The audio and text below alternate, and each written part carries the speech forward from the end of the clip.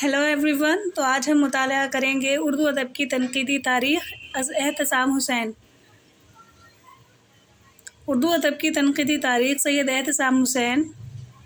पहली अशात इसकी हुई थी 1983 में और ये 7वां एडिशन है इसका। पेश लफ्ज़ है ये। आगे देखते हैं, फहरिस्त देखते हैं। उर्दू ज़ुबान और अदब की इब्तिदा। उर्दू दक्कन में दिल्ली 18वीं सदी में। उर्दू नस्र की इब्तिदा और तश्कील। उर्दू अवध की दुनियाए शायरी। नज़ीर अकबर आबादी और एक ख़ास रिवायत का इर्तिक़ा। क़दीम दिल्ली की आखिरी बहार। उर्दू नस्र फोर्ट विलियम और उसके बाद। नए दौर से पहले नज़्म और नस्र। नया शऊर और नया नसरी अदब। निसातुस्सानिया की उर्दू शायरी। नज़्म में नई सिमतें। नस्र के नए रूप। मौजूदा अदबी सूरत हाल। इस किताब में क्या है कि उर्दू अदब की जो तारीख़ है उसका तनकीदी मुतालिया पेश किया है एहतसाम हुसैन साहब ने। पहला बाब है उर्दू ज़ुबान और अदब की इब्तिदा। हम उर्दू अदब की तारीख़ पे पहले ही एक वीडियो बनाकर अपलोड कर चुके हैं, उसके बाद ये दूसरी है, लेकिन हम इसमें मुख्तसरन तौर पर आप लोगों के सामने मुतालिया पेश करेंगे। जो अहम निकात हैं उनको हाईलाइट करेंगे, आप लोग नोट डाउन करते रहिएगा। तो आप अपने रजिस्टर में नोट करिए उर्दू अदब की तनकीदी तारीख़ का मुतालिया, और उसके बाद में जहाँ मैं हाईलाइट करूँ वहाँ पे आप लोग अपने नोट्स लिखते रहिएगा। तो उर्दू अदब की तारीख़ उर्दू ज़ुबान की तारीख़ से शुरू होती है। हर ज़ुबान की की तरह उर्दू की भी समाजी ज़रूरियात ने जन्म दिया, जिसमें आहिस्ता आहिस्ता तहज़ीबी ख़यालात और अदबी तख्लीक़ात के लिए जगह बनती गई, है ना। लिसानियात के बहुत से उलमा ने हिंदुस्तान को ज़ुबानों का अजाइब घर कहा है। गुरेरसन के ख़याल में यहाँ 179 ज़ुबानें और 44 बोलियाँ पाई जाती हैं। इस तादाद में बहुत सी वो ज़ुबानें भी शामिल हैं जिनके बोलने वाले या तो किसी छोटे से इलाके में महदूद हैं या इतने कम हैं कि मुल्क की लिसानी तारीख़ में कोई अहमियत नहीं रखते। उर्दू ज़ुबान की तारीख़ एक तरह से हिंदुस्तान के हज़ार साला दौर की तारीख़ है। इस ज़माने में हिंदुस्तान की दूसरी जदीद ज़ुबानों की भी तोसी हुई। इस हज़ार बरस में हिंदुस्तानी मुआशरा उरूज व ज़वाल और तग़य्युर के जिन अदवार से गुज़रा, उसका असर यहाँ के हर ज़ुबान और अदब पर पड़ा। हिंदुस्तान की तारीख़ देखी जाए तो ये बात वाज़ेह तौर पर दिखाई पड़ती है कि यहाँ की ज़ुबानों में उसी वक्त कोई बड़ा तग़य्युर और तबद्दुल हुआ जब मुल्क की तहज़ीबी या सियासी, मज़हबी या सियासी ज़िंदगी में कोई बड़ी तहरीक चली है।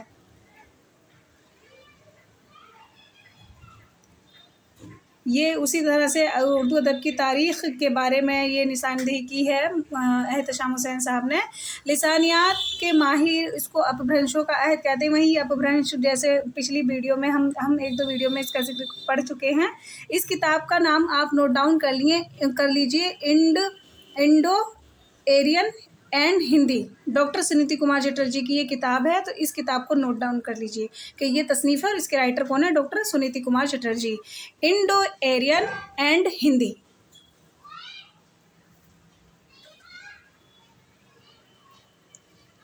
ये उर्दू अदब की तारीख़ से मुतल्लिक तमाम निकात।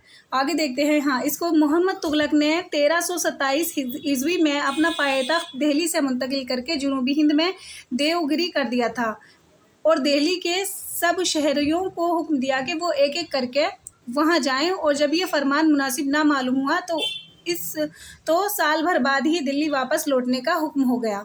तो ये आप देख लीजिए कि मोहम्मद तुगलक ने अपना जो था पायेतख्त दिल्ली से कहाँ मुंतकिल किया था, देवगिरी।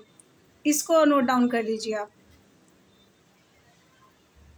आगे है कि अरबाब तारीख़ ने ख्वाजा मसूद सलमान को हिंदी का पहला शायर माना है। मसूद लाहौर का रहने वाला था, अरबी फ़ारसी का मुक़्तदिर आलम और शायर था। ये देख लीजिए, ख्वाजा मसूद सलमान को माना जाता है कि वो पहला शायर था हिंदी और उर्दू का, लेकिन बाकायदा तौर पर अमीर खुसरो को ये मकाम हासिल है। आगे देखते हैं। 1066 ईस्वी के करीब तसनीफ़ किया हुआ उसका कलाम मौजूद है। उसने हिंदुस्तानी ज़ुबान में भी लियाकत पैदा कर ली थी और मजमुआ भी तैयार कर लिया था। उसकी ज़ुबान को अमीर खुसरो ने हिंदी ही कहा है। مگر یہ کہنا مشکل ہے کہ اس زبان کی حیثیت کیا تھی۔ اس وقت فارسی زبان میں کسی بھی ہندوستانی زبان کو ہندی ہی کہتے اور لکھتے تھے۔ اس کے ہندی مجموعے کا ذکر امیر خسرو اور محمد اوفی نے کیا ہے۔ اس کا مطلب یہ کہ ہندو اور مسلمانوں کا میل جول ضائع نہیں جا رہا تھا، بلکہ زندگی کے ہر میدان میں بڑی درخشاں شکلیں ظاہر ہو رہا تھا۔ راجپوتوں کے راج سبھاؤں کے شاعر ہیں نرپتی نل اور چندروردائی نے بھی عربی اور فارسی لفظ استعمال کیے ہیں، یعنی کہ کس طرح سے زبان جو ہے نشو و نما کر رہی تھی، کس طرح سے اب بڑھتی چلی جا رہی تھی۔ آگے کچھ اہم نکات دیکھتے ہیں۔ اردو کی پیدائش کی نسبت ہندی اور اردو کی کئی مصنفوں نے بہت غلط خیالات ظاہر کیے ہیں اردو کی پیدائش کی نسبت سے۔ لسانیات سے نابلد کچھ لوگ اسے فارسی زبان پر مبنی سمجھتے ہیں۔ یہ مغالطہ اس لیے ہے کہ اردو میں فارسی الفاظ کا استعمال بہت کیا گیا ہے، مگر ایسا کچھ تو اس وجہ سے ہے کہ اس کی ابتدائی لکھنے والے فارسی عربی جانتے تھے، اور دوسرے اس لیے کہ فارسی خود ایک آریائی زبان ہے اور سنسکرت کی رشتہ دار ہونے کی وجہ سے بدلی ہوئی شکل میں ایسے بہت سے الفاظ کو اپنے اندر جگہ دیتی ہے جو فارسی سے بھی ملتے ہیں، مگر یہ بات ظاہر ہے کہ قواعد کے اعتبار سے اردو کو فارسی سے بہت کم واسطہ ہے۔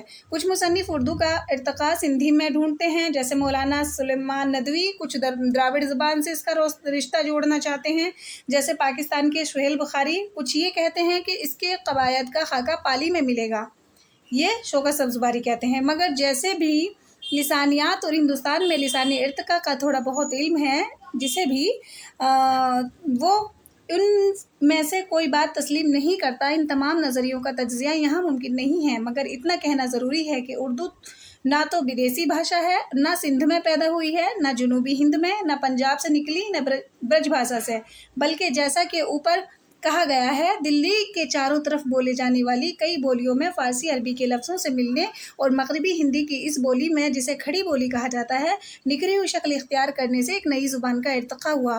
ابتدا میں اس پر پنجابی کا اثر زیادہ رہا، لیکن دھیرے دھیرے کھڑی بولی ہی اردو کی شکل میں واضح ہوتی گئی۔ تو اتنی بات یقین سے کہی جا سکتی ہے کہ اردو ایک آریائی زبان ہے جو کھڑی بولی شور سینی اپبھرنش شور سینی پراکرت کے اندر ہو کر بول چال کی اس زبان سے رشتہ جوڑتی ہے، جو سنسکرت کے ساتھ ساتھ بولی جانے والی پراکرت بولیوں کی شکل میں اب سے 2500 پہلے زندہ رائج تھی۔ تاریخی اسباب سے اپنی ضرورت کے مطابق اس نے فارسی، عربی اور سنسکرت کے ذخیرہ لغات سے کام لیا۔ اس کی موجودہ بنیاد کھڑی بولی ہے، مگر ایک زندہ زبان ہونے کے باعث ان سبھی زبانوں کے الفاظ آ گئے ہیں۔ تمام زبانوں کے لفظ اس میں ملے ہوئے ہیں۔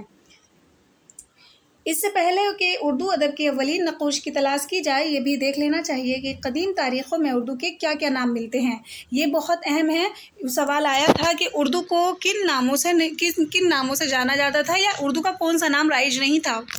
تو دیکھتے ہیں، آپ لوگ اس کو لکھیے، کیونکہ اس کا اثر اس کے ادب کی تاریخ پر بھی پڑا۔ شروع میں جن لوگوں نے فارسی میں ہندوستان کی تاریخیں لکھی یا ہندوستان کی سیر کرنے آئے اور اپنے خیالات کے سفر لکھے، انہوں نے یہاں کی زبانوں کو عموماً کیا کیا کہا، دیکھیے، زبان ہند، ہندی یا ہندوی لکھا۔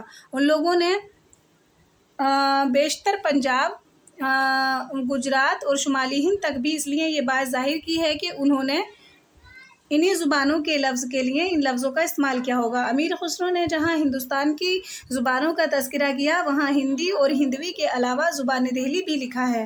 محمد تغلق اور فیروز تغلق کے عہد فرما روائی میں جو تاریخ کی کتابیں لکھی گئی ہیں، ان میں بھی شمالی ہند کی بول چال کی زبان کے لیے ہندوی لکھا گیا ہے، یعنی کہ اردو کا جو ایک نام تھا وہ ہندوی بھی رائج تھا۔ 14ویں اور 15ویں صدیوں میں جنوب میں اس زبان کو ہندی یا ہندوستانی کہا جاتا رہا۔ گلکرشن نے تو اس کو ہندوستانی ہی نام سے پکارا تھا۔ کہا جاتا رہا تھا کہ کبھی اس کو دکن یا دکنی بھی کہتے تھے۔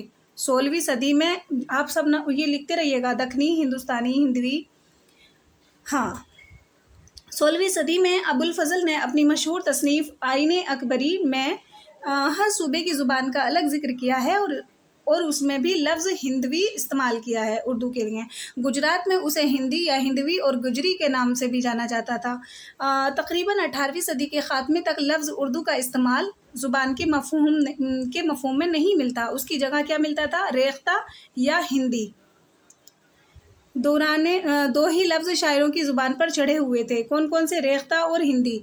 रेख्ता मौसीकी की एक इस्तिलाह थी, इसमें रंग राग रागनियाँ मिलाई जाती थी। ज़्यादातर लफ्ज़ नज़्म के लिए काम में लाया जाता था, नस्र के लिए हिंदी बोलते और लिखते थे। इस तरह उर्दू के कई नाम मिलते हैं, जिनमें से तो कुछ किसी ख़ास सूबे या इलाके में बोले जाते थे और कुछ ख़ास ज़माने में,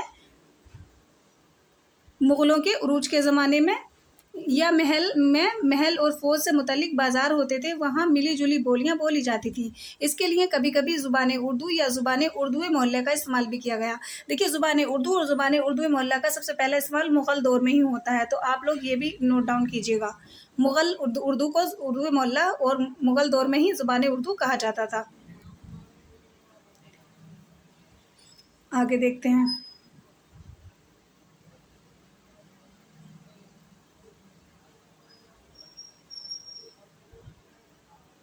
ये अमीर खुसरो की तसनीफ़ खालिक बारी से मुतल्लिक है। खालिक बारी में मुरव्वज अरबी फ़ारसी अल्फाज के हिंदवी मुरादिफ नज़्म कर दिए गए हैं। वस्त एशिया में चंगेज़ खां और तातारी लुटेरों के हमलों से डरकर बहुत से ईरानी आलिम और ताजिर हिंदुस्तान चले आए थे।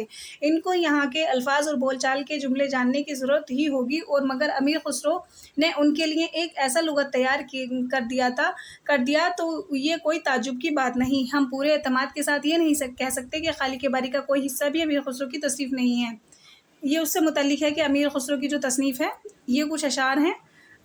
किसके? अमीर खुसरो के। गोरी सोवे सेज पर मुख पर डारे कैस, चल खुसरो घर आपने रैन भये सब देश। ज़िहाल मस्कीम कुंत गाफिल दुराए नैना बनाए बतियाँ। बहुत अहम गज़ल है ये। किताब हिजरा निदार में जा, नकाहे लहू लगाए छतियाँ। शबाने हिजरा दराज चूँ जुल्फ़ के रोज़े सिलत चूँ उम्र कोता। सखी पिया को जो मैं न देखूँ तो कैसे काटूँ अंधेरी रतियाँ। तो ये दोहा जो है किससे मंसूब है? अमीर खुसरो साहब का है। आगे देख लेते हैं, गज़ल की कुछ अशार हैं ये। अमीर खुसरो की पहेलियाँ भी लिसानियात के नुक्ता नज़र से काफ़ी अहमियत की हामिल हैं। ये बात यकीन के साथ ना कह सकेंगे कि खुसरो ने उस ज़ुबान में क्या क्या लिखा, लेकिन इसमें बिल्कुल शुबा नहीं कि उन्होंने दिल्ली के आसपास बोले जाने वाली बोली अपनी शायरी में इस्तेमाल की है। एक फ़ारसी शेर में लिखते हैं, चूमन तोती हिंदम आर रास परसी, ज़मन हिंदवी परस्ता नगज़ गोयम। आगे है, अमीर खुसरो ने ज़ुबान को हिंदवी कहा है। सच ये है कि हम उसे हिंदवी ज़ुबान की तारीख़ भी शुरू कर सकते हैं इसी ज़माने से। आगे तो इस बात की तरफ इशारा किया जा चुका है कि ज़ुबान समाजी ज़िंदगी की बुनियाद पर बनती है, इसका कोई मज़हब नहीं होता। मुख्तलिफ़ ज़ुबानें बोलने वाले जब एक दूसरे के करीब आते हैं तो लफ्ज़ों का लेन देन ज़रूरी हो जाता है। जिस तरह पृथ्वी राजरासों में चंद्रबरदाई ने अरबी फ़ारसी लफ्ज़ों का इस्तेमाल किया था, उसी तरह फ़ारसी शोरा ने भी यहाँ के लफ्ज़ चंद्रबरदाई ने जो लफ्ज़ लिए हैं, अगर उन पर गौर करें तो ज़ाहिर होगा कि ज़्यादातर वही लफ्ज़ हैं जिनकी कुछ समाजी अहमियत भी थी और जिनके रब्त ज़वारिद के बाद बाइस आम लोग भी समझने लगे थे। तो ये उर्दू और अमीर खुसरो के मुतालिक कुछ अहम निकात थे। आगे देखते हैं दूसरा बाब, उर्दू दक्कन में। तो दक्कन में उर्दू के मुतालिक हम एक पूरी 3 पार्ट में एक वीडियो बना चुके हैं, लेकिन इसमें भी हम देख लेते हैं कि एहतशाम हुसैन साहब ने किस तरह से इसमें अहाता किया है। दूसरा अहम वाक़या जिसने जनूबी हिंद में उर्दू के फैलने में मदद की और जिसकी तरफ पहले बाब में इशारा किया जा चुका है, 14वीं सदी में पेश आया, जब मोहम्मद तुगलक ने देवगिरी को दौलताबाद बनाकर अपना दारुल सल्तनत बनाया और दिल्ली से ज़्यादातर बाशिंदों को वहाँ जाना पड़ा। दक्कनी के अहम शोरा जो हम पहले भी जिक्र कर चुके हैं, वो कौन है? सबसे पहला नाम किसका आता है? ख्वाजा बंदा नवाज गेसुदरा साहब का, है ना। मेराजुल आशिकीन उनकी बहुत मशहूर किताब है, उर्दू की पहली किताब कही जाएगी। ये 1422 से कबल लिखी गई थी। इस छोटी सी तसनीफ़ का मौजू मज़हब और तसव्वुफ़ का दक़ीक़ इल्म है, इसलिए इसमें अरबी फ़ारसी अल्फाज का बहुत इस्तेमाल किया गया है। इसके उसलूब एक तरह की फ़लसफ़ाना दिक्कत पसंदी है।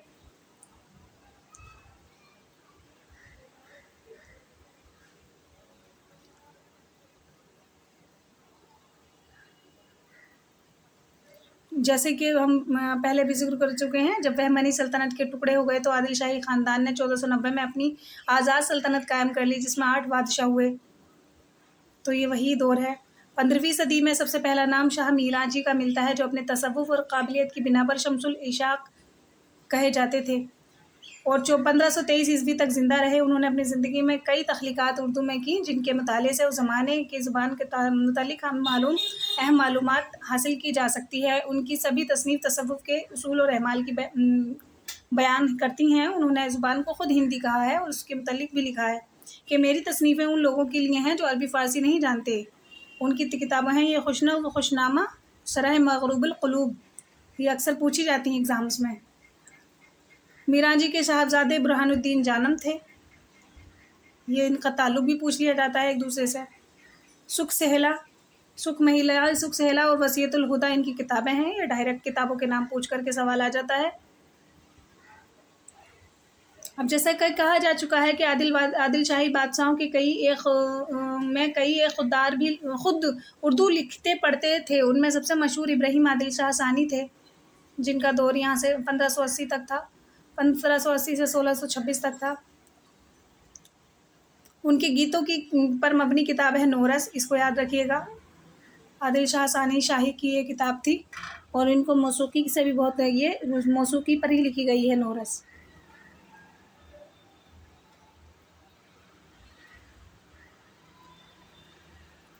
اب یہ جو ہے عادل شاہ ثانی شاہی پر سلطنت پر مطمئن رہا 1656 تک۔ وہ بھی شاعر تھا، اور اس کے عہد میں بیجاپور کے سب سے بڑے شاعر نصرتی کا بول بالا تھا۔ بادشاہ شاہی کے نام سے لکھتا تھا، اور اس کا مجموعہ ہندی اور اردو دونوں میں کلیات شاہی کے نام سے چھپ چکا ہے۔ نصرتی ایک عظیم شاعر ہے، مگر اس کے بارے میں ابھی تک زیادہ معلومات نہیں ہو سکی۔ یہ نصرتی کے متعلق کچھ اہم نکات، اس کی تصنیف یہ ہیں: تاریخ سکندری، حسن عشق، علی نامہ۔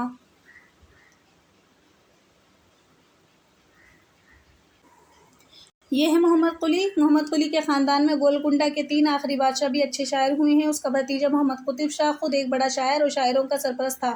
اس کا دیوان بھی دستیاب ہو گیا ہے، جس کے مطالعے سے پتہ چلتا ہے کہ وہ بھی اپنے چچا کی طرح ہر قسم کی نظم لکھ سکتا تھا۔ اس کی زبان میں وہی مزہ، شیرینی اور روانی پائی جاتی ہے جو قلی قطب شاہ کے ہاں ملتی تھی۔ اس کے کلام بھی مقامی رنگ اور تشبیہوں سے بھرا ہوا ہے۔ شاعری میں اس کا تخلص ذل اللہ تھا۔ کئی بڑے شاعر اس کے دربار کی زینت بڑھاتے تھے۔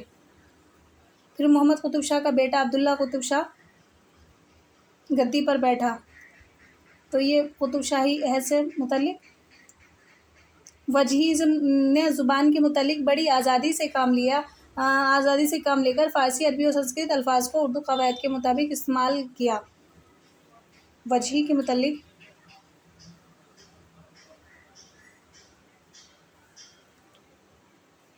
وجیہی نے نثر میں سبرس نام سے ایک لاجواب ادبی تصنیف چھوڑی ہے۔ اس میں تصوف کے پرمعنی اور عمیق خیالات تمثیلوں اور علامتوں کی صورت میں پیش کیے گئے ہیں۔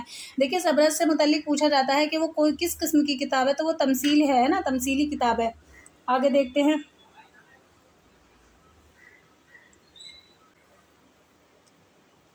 یہ اشرف نامی شاعر ہوئے تھے، جس نے نوسرہار تصنیف کر کے کربلا کے عظیم حادثے کو اپنے ڈھنگ میں پیش کیا۔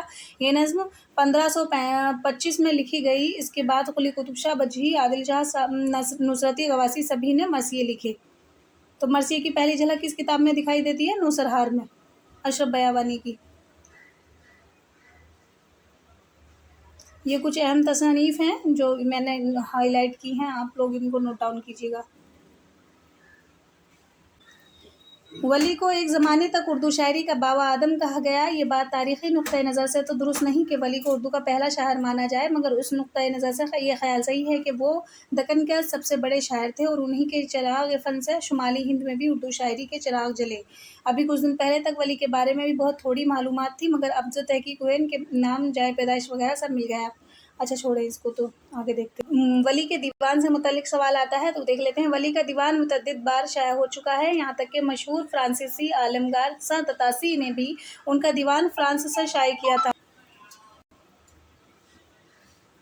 ولی نے غزل، مثنوی، قصیدہ وغیرہ ہر طرح کی نظمیں لکھی ہیں۔ کہا جاتا ہے کہ ان کا نام ان سے پہلے دلی پہنچ گیا تھا، اور ان کی غزلیں وہاں کی گلیوں اور بازاروں میں گائی جاتی تھیں۔ دکن اور شمالی ہند میں، یعنی کہ دلی میں جو ایک رابطہ پیدا کیا تھا، وہ ولی کی غزل گوئی نہیں کیا تھا، اور یہاں کے شعراء بڑے متاثر ہوئے تھے۔ تو وہی ہے، سب شاہ گلشن کے یہاں ٹھہرے تھے، کس طرح سے ولی دہلی آئے۔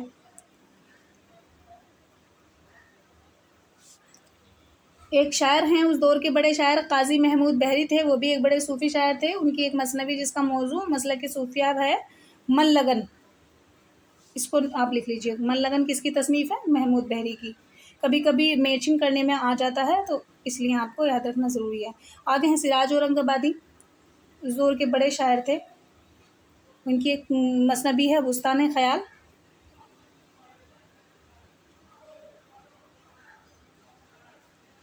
تیسرا باب ہے دلی 18ویں صدی میں۔ اب دیکھتے ہیں دلی میں کس طرح سے اردو کی نشو و نما ہوتی ہے۔ اردو کے بعض علماء کا خیال ہے کہ شمالی ہند میں اردو کی ترقی کا ذکر کرتے ہوئے انہیں جائسی، قطبن، کبیر، میر اور تلسی داس کی تخلیقات کے کچھ حصوں کو اردو کا ہی ابتدائی روپ سمجھنا چاہیے، کیونکہ اس وقت تک زبانیں اپنے دور تغیر میں بھی اور اردو بھی اودھی، برج یا پوروی سے اتنی ہی قریب یا دور تھی جتنی کھڑی بولی پر مبنی ہندی۔ مگر اس مختصر تاریخ میں اس بحث کو چھیڑنا اس لیے ضروری نہیں ہے کہ مذکورہ شعراء کے بارے میں جسے واقفیت حاصل کرنی ہوگی وہ ہندی ادب کی تاریخ میں ان کے حیات اور کارناموں کے مطالعے سے کر سکتا ہے۔ آگے دیکھتے ہیں، دیکھیے شمالی ہند کے شاعر افضل پانی پتی نے 12 ماسے کی روایت میں ایک بڑی پر اثر مثنوی بکٹ کہانی کے نام سے لکھی، جو شائع ہو چکی ہے۔ مثنوی 1625 عیسوی سے پہلے کی تخلیق ہے اور شمالی ہند کی زبان کا بہت اچھا نمونہ کہی جا سکتی ہے۔ افضل کے علاوہ اور دیگر شعراء تھے شمالی ہند کے جعفر زٹلی اور اٹل نامہ کے نام اٹل کے خاص نام سے قابل ذکر ہیں، نام خاص طور پر قابل ذکر ہے۔ تو یہ پہلے ہی ان کو ہجو نگار کہا جاتا ہے نا، جعفر زٹلی کو۔ کہا جا چکا ہے کہ ولی کے اثر سے شمالی ہند میں اردو شاعری کے لیے ایک نیا ماحول بن گیا، یہاں تک کہ 18ویں صدی کی دوسری دہائی میں دلی کے وہ شاعر بھی کبھی کبھی اپنے خیالات اردو میں پیش کرنے لگے جو محض فارسی میں ہی شاعری کرتے تھے۔ بیدل ندیم خان آرزو۔ دیکھیے ایک سوال یہ بنتا ہے کہ کون سی صدی سے باقاعدہ اردو میں شاعری جو ہے وہ صاف ستھرے انداز میں ملنے لگی تھی؟ تو یہ 18ویں صدی۔ 18ویں صدی کے آغاز سے ہی ہم کو اردو شاعری کے صاف ستھرے نمونے ملنے لگتے ہیں۔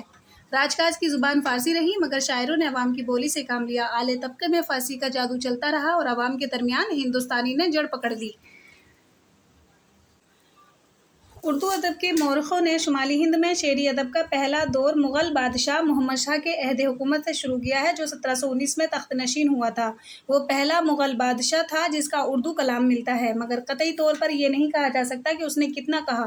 دنیا بہت بدل چکی تھی۔ اکبر، جہانگیر اور شاہجہاں کے دربار میں ابوالفضل فیضی، عرفی، نظیری، سائب، قدسی اور کلیم رونق افروز ہوتے تھے، اور اب اردو شعراء کی باری تھی جن میں سے کچھ راج دربار سے وابستہ تھے اور کچھ اس کے باہر تھے۔ شاہ مبارک آبرو، جن کا پورا نام نجم الدین آبرو تھا، ہے نا، یہ سب ان کے حالات ہیں جو ہم پہلے بھی ویڈیوز میں دیکھ چکے ہیں، لیکن میں اس میں اسکرول کروں گی، آپ لوگ دیکھیے گا، کوئی نیا نکات آپ کو ملے تو اس کو ہم لکھ لیجیے گا۔ یہ ہیں اس دور کے کچھ چند شعراء جن میں مضمون، یک رنگ اور انجام بھی ہیں، مگر اس مختصر تاریخ میں محض ان کے نام ہی لیے جا سکتے ہیں۔ جیسے کہ ایک تھے صدر الدین محمد فائز، وہ دلی کے رہنے والے تھے، ان کا تعلق دلی تھا۔ اور ہاں، پروفیسر مسعود حسن رضوی نے اور ان کا اردو دیوان اپنے بیش قیمت مقدمے اور تحقیقی نوٹ کے ساتھ شائع کروایا تھا۔ ایک سوال ہمیشہ آتا ہے کہ دیوان فائز کو کس نے مرتب کیا تھا، کس نے شائع کیا تھا؟ وہ پروفیسر مسعود حسین رضوی۔ دیکھیے کچھ سوال ایسے ہوتے ہیں جو تاریخ سے آ جاتے ہیں، ڈائریکٹلی نصاب میں شامل نہیں ہوتے، لیکن آ جاتے ہیں، تو آپ ان کا بھی خیال رکھیں گے۔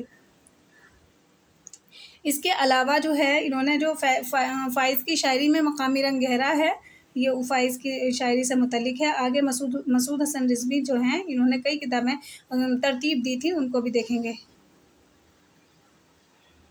دیوان فائز، اب اس عہد کا ذکر کیا جا رہا ہے، اس میں سینکڑوں شاعروں کے نام ملتے ہیں مگر یہاں صرف چند کا ذکر ہے، جیسے فغاں، تاباں، درد، سودا، میر، قائم اور یقین۔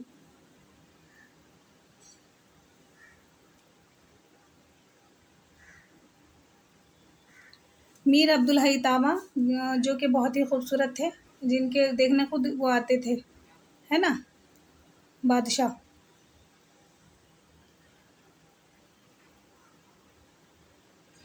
ایک کوٹیشن آپ نوٹ ڈاؤن کر لیجئے، جن شاعروں نے اردو غزل کو غزل بنایا ان میں درد، سودا اور میر سب سے زیادہ اہم ہیں۔ یہ کوٹیشن آپ لوگ لکھ لیجئے، یہ ہے احتسام حسین صاحب کا قول۔ وہ کہتے ہیں جن شاعروں نے اردو غزل کو غزل بنایا ان میں درد، سودا اور میر سب سے زیادہ اہم ہیں۔ عہد زریں بھی انہی کا دور کہا جاتا ہے۔ کس کا؟ سودا اور میر کا دور۔ اردو کا ادب کا عہد زریں، عہد زریں میں آتا ہے یہ سوال کہ اردو ادب کے عہد زریں میں کون کون سے شعراء شامل تھے، تو آپ لوگ اس کو نوٹ ڈاؤن۔ خواجہ میر درد اردو کے اہم صوفی شاعر تھے۔ 1721 میں دلی میں پیدا ہوئے۔ ان کے خاندان میں بہت دنوں سے پیری مریدی چلی آتی تھی۔ اندلیب، ان کے والد کا نام خواجہ محمد ناصر اندلیب تھا، یہ بھی ایک صوفی شاعر تھے۔ ان سے متعلق سوال آتا ہے، ان کے والد صاحب کا نام پوچھ لیا جاتا ہے۔ ان کا جو زیادہ تر کلام تھا وہ غزل میں ہے۔ ایک سوال آتا ہے کہ کون سا شاعر صرف غزل کا شاعر تھا، تو اس میں درد، یہ سوال آتا رہتا ہے اکثر درد سے متعلق۔ اس وقت کے ایک اور عظیم شاعر مرزا محمد رفیع سودا تھے۔ ان کی ولادت 1706 میں ہوئی۔ والد ایک تاجر کی حیثیت سے ایران سے دلی آئے اور پھر یہیں کے ہو گئے۔ سودا کی جو پیدائش ہے وہ دلی میں ہی ہوئی۔ اس کے بعد وہ کہاں چلے گئے تھے؟ اور لکھنؤ میں ہی انہوں نے انتقال کیا 1781 میں۔ سودا کے لکھنؤ آنے سے یہاں کی دنیائے شاعری میں ایک نئی لہر دوڑ گئی تھی، یہ بھی آپ نوٹ ڈاؤن کر لیجئے۔ آصف الدولہ خود اردو کے اچھے شاعر تھے، اس لیے یہاں بڑے بڑے مشاعرے ہوتے رہتے تھے۔ سودا سے متعلق ایک کوٹیشن آتا ہے ان کا، احتسام حسین صاحب کا، وہ بھی آپ لوگ ہائی لائٹ کیجیے گا۔ قصیدے کے بعد انہیں سب سے زیادہ کامیابی ہجو نگاری میں میسر ہوئی۔ جس طرح قصیدے میں ان کے قلم سے گلباری ہوتی تھی، جس طرح قصیدے میں ان کی قلم سے گلباری ہوتی تھی، اسی طرح ہجو کہتے وقت وہ اپنے قلم کی نوک زہر میں بجھا لیتے تھے۔ یہ سوال ابھی پیچھے ایگزام میں آیا ہوا ہے، اس کو آپ نوٹ ڈاؤن کر لیجئے۔ احتسام حسین صاحب کا قول ہے یہ سودا کے متعلق، یعنی کہ وہ کیا کہ وہ اپنے قلم کی نوک زہر میں بجھا لیتے تھے، یہ آیا تھا۔ اور نظموں سے آگ کی لپٹیں نکلنے لگتی تھیں۔ ان کی یہ جو کوٹیشن ہے ابھی پچھلے ایگزام میں آ چکا ہے، سودا سے متعلق احتسام حسین کا قول۔ انہوں نے مرثیہ گوئی کو ایک بگڑی ہوئی رسمی شاعری کے دائرے سے نکال کر فن بنا دیا۔ یقیناً ان کی توجہ نے مرثیوں کو اردو میں ایک اہم صنف سخن کا مرتبہ بخشا اور وہ راہ ہموار کر دی جس پر مرثیہ گوئی میر ضمیر تک پہنچی۔ سودا نے مرثیہ نگاری میں بھی اہم کارنامے انجام دیا۔ اس دور کے سب سے مشہور اور سب سے افضل شاعر میر تقی میر تھے۔ انہوں نے اپنے خیالات زندگی اپنی آپ بیتی کی شکل میں فارسی میں لکھے ہیں جو ذکر میر کے نام سے شائع ہوئے ہیں۔ اس کا ترجمہ اردو کے علاوہ ہندی میں بھی شائع ہو چکا ہے۔ اس سے نہ صرف میر کے بارے میں بہت سی باتیں معلوم ہوتی ہیں بلکہ اس وقت کے سماجی اور سیاسی حالات کا بھی پتہ چلتا ہے۔ وہ اکبر آباد، آگرہ میں تقریباً 1725 میں پیدا ہوئے تھے۔ میر، ان کے والد ایک صوفی فقیر تھے۔ بچپن سے ہی میر دن رات صوفیوں اور عالموں کے ساتھ اٹھتے بیٹھتے تھے۔ میر نے اپنی آپ بیتی میں اپنے والد کا ذکر بڑے دلکش اور جذباتی انداز میں کیا ہے۔ آگے کیا ہوا؟ دلی آ کر وہ اپنے سوتیلے ماموں خان آرزو کے یہاں ٹھہرے اور جیسا کہ پہلے ذکر کیا جا چکا ہے، خان آرزو اپنے وقت کے بہت بڑے عالم اور کئی شعراء کے استاد تھے، اس لیے یہ بات ماننے میں تعمل نہیں ہو سکتا کہ میر نے بھی ان سے فیض اٹھایا ہوگا۔ اب دیکھیے سوال آتا ہے کہ میر کی جو کتابیں ہیں کیسے کیسے کب کب شائع ہوئیں اور کتنے دیوان ہیں، ان سے متعلق سوال زیادہ تر آتا ہے۔ آصف الدولہ نے ان کا وظیفہ مقرر کیا تھا۔ 1810 میں لکھنؤ میں انتقال ہو گیا۔ 6 دیوانوں کے علاوہ میر کی کئی کتابیں ملتی ہیں جو فارسی میں ہیں۔ ذکر میر، نکات الشعراء، فیض میر جس میں انہوں نے اپنے بیٹے کی تعلیم کے لیے کچھ صوفی فکر کی کہانی بیان کی ہے، فارسی نثر میں ہے اور بڑی تاریخی اور ادبی اہمیت رکھتی ہے۔ ان کے علاوہ ایک فارسی مجموعہ کلام بھی ہے، یعنی کہ 6 دیوان اردو میں اور ایک فارسی میں۔ کل کتنے دیوان ہیں؟ تو 7 آپشن چوز کیجیے گا اور اردو کا پوچھا جائے تو 6۔ چوتھا باب، اردو نثر کی ابتدا اور تشکیل۔ اردو ادب کی مروج تاریخوں میں اردو نثر کی ابتدا بھی محمد شاہی عہد یعنی کہ 1791 سے 1719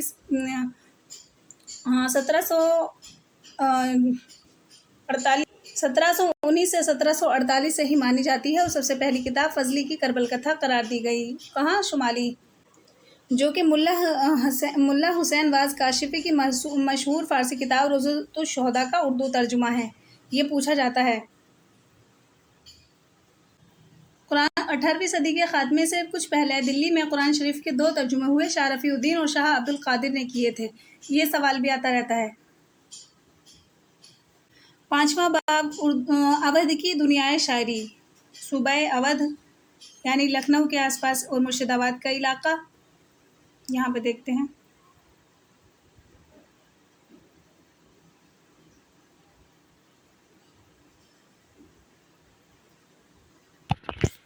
इस दौर के एक बहुत बड़े शायर और आलिम इंशा थे, वो भी मुग़ल शहज़ादे सुलेमान शिकोह के साथ दरबारियों में थे। इंशा अल्लाह खां की विलादत 1756 के लगभग मुर्शिदाबाद में हुई थी। ये 16-17 की उम्र में अपने वालिद माशा अल्लाह खां के साथ फैज़ाबाद आए। वहाँ 1779 के आसपास दिल्ली पहुँचे। माशा अल्लाह खां बड़े आलिम भी थे और एक आला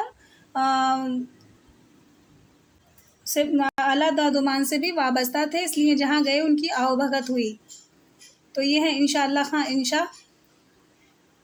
इंशा अल्लाह खां का कुलिया शाया हो चुका है, जिसमें गज़लों के अलावा मसनवी, क़सीदा, ख़तात, मंज़ूमात शामिल हैं। इसके मुताले से मालूम होता है कि दरबार दारी और मसखरगी ने उनकी शायरी की कई सतहें बना रखी थी। देखिए, दरियाए लताफ़त फ़ारसी दीवान के अलावा दरियाए लताफ़त और लताइफ़ुल सआदत फ़ारसी नस्र में और रानी कैद की कहानी और सल्की गौहर उर्दू नस्र में मौजूद हैं। ये तसानीफ़ को लिख लीजिए। इंशा की सबसे अहम फ़ारसी तसनीफ़ है दरियाए लताफ़त, जो लिसानियात और दूसरे उर्दू क़वायद पर मुश्तमिल है। रेख्ती को उर्दू के अदीबों ने कोई अहमियत नहीं दी है, क्योंकि इसमें बुलंद अखलाकी ख़यालात और संजीदगी का फ़क़दान होता है। बात यह है कि एक मिटते हुए सामानती समाज में औरतों की कोई जगह नहीं होती, उसका सुख और दुख नहीं समझा जाता। इसलिए रंगीन और इंशा ने अवध की इशरत आलूदा समाज में औरत की तरफ भी देखा था और रेख्ती में तब आजमाई की थी। किसने? रंगीन ने और इंशा ने। इस दौर के एक और मशहूर शायर हैं जो अवध से वाबस्ता हैं, ग़ुलाम हमदानी मुसफ़ी अमरोहा के रहने वाले थे और नौजवानी में दिल्ली चले आए। दिल्ली में उस वक्त शेर व शायरी की धूम थी। मुसफ़ी भी मुशायरों में जाते और वहाँ की अदबी ज़िंदगी में हिस्सा लेते थे, लेकिन फिर वो मुलाज़मत को लेकर आ गए लखनऊ और वहाँ पर मिर्ज़ा सुलेमान शिकोह के दरबार में मुलाजिम हो गए। यहाँ इंशा से उनकी शायराना चशमक थी मुसफ़ी की। और मुसफ़ी के जो तज़किरे हैं वो बहुत अहम है, उनसे सवाल आता रहता है। कौन कौन से हैं? अक़द सुरैया, तज़किरा हिंदी और रियाज़ुल फ़ुसहा।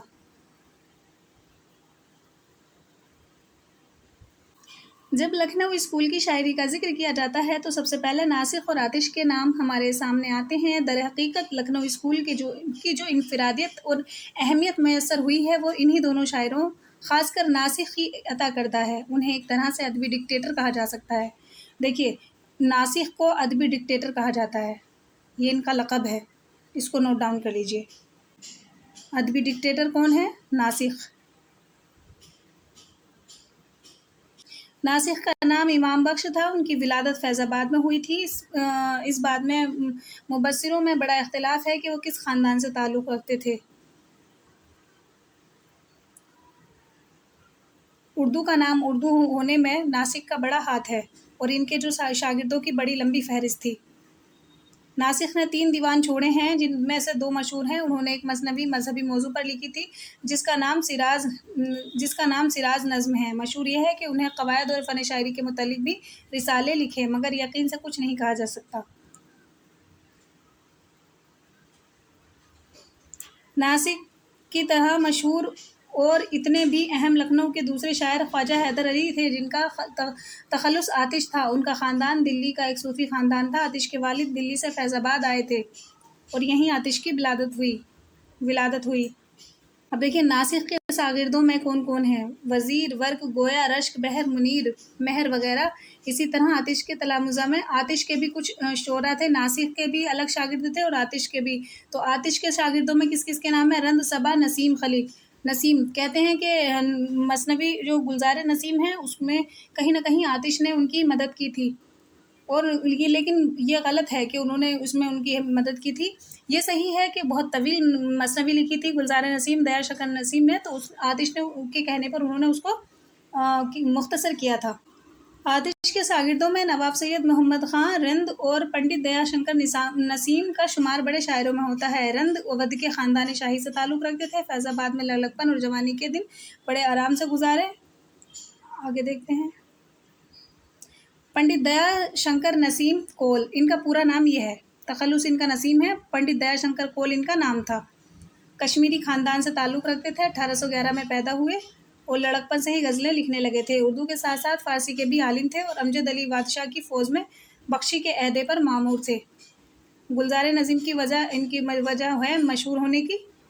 23 برس کی عمر پر لکھنؤ میں سفر آخرت اختیار کیا تھا۔ کم عمر میں ہی ان کا انتقال ہو گیا تھا۔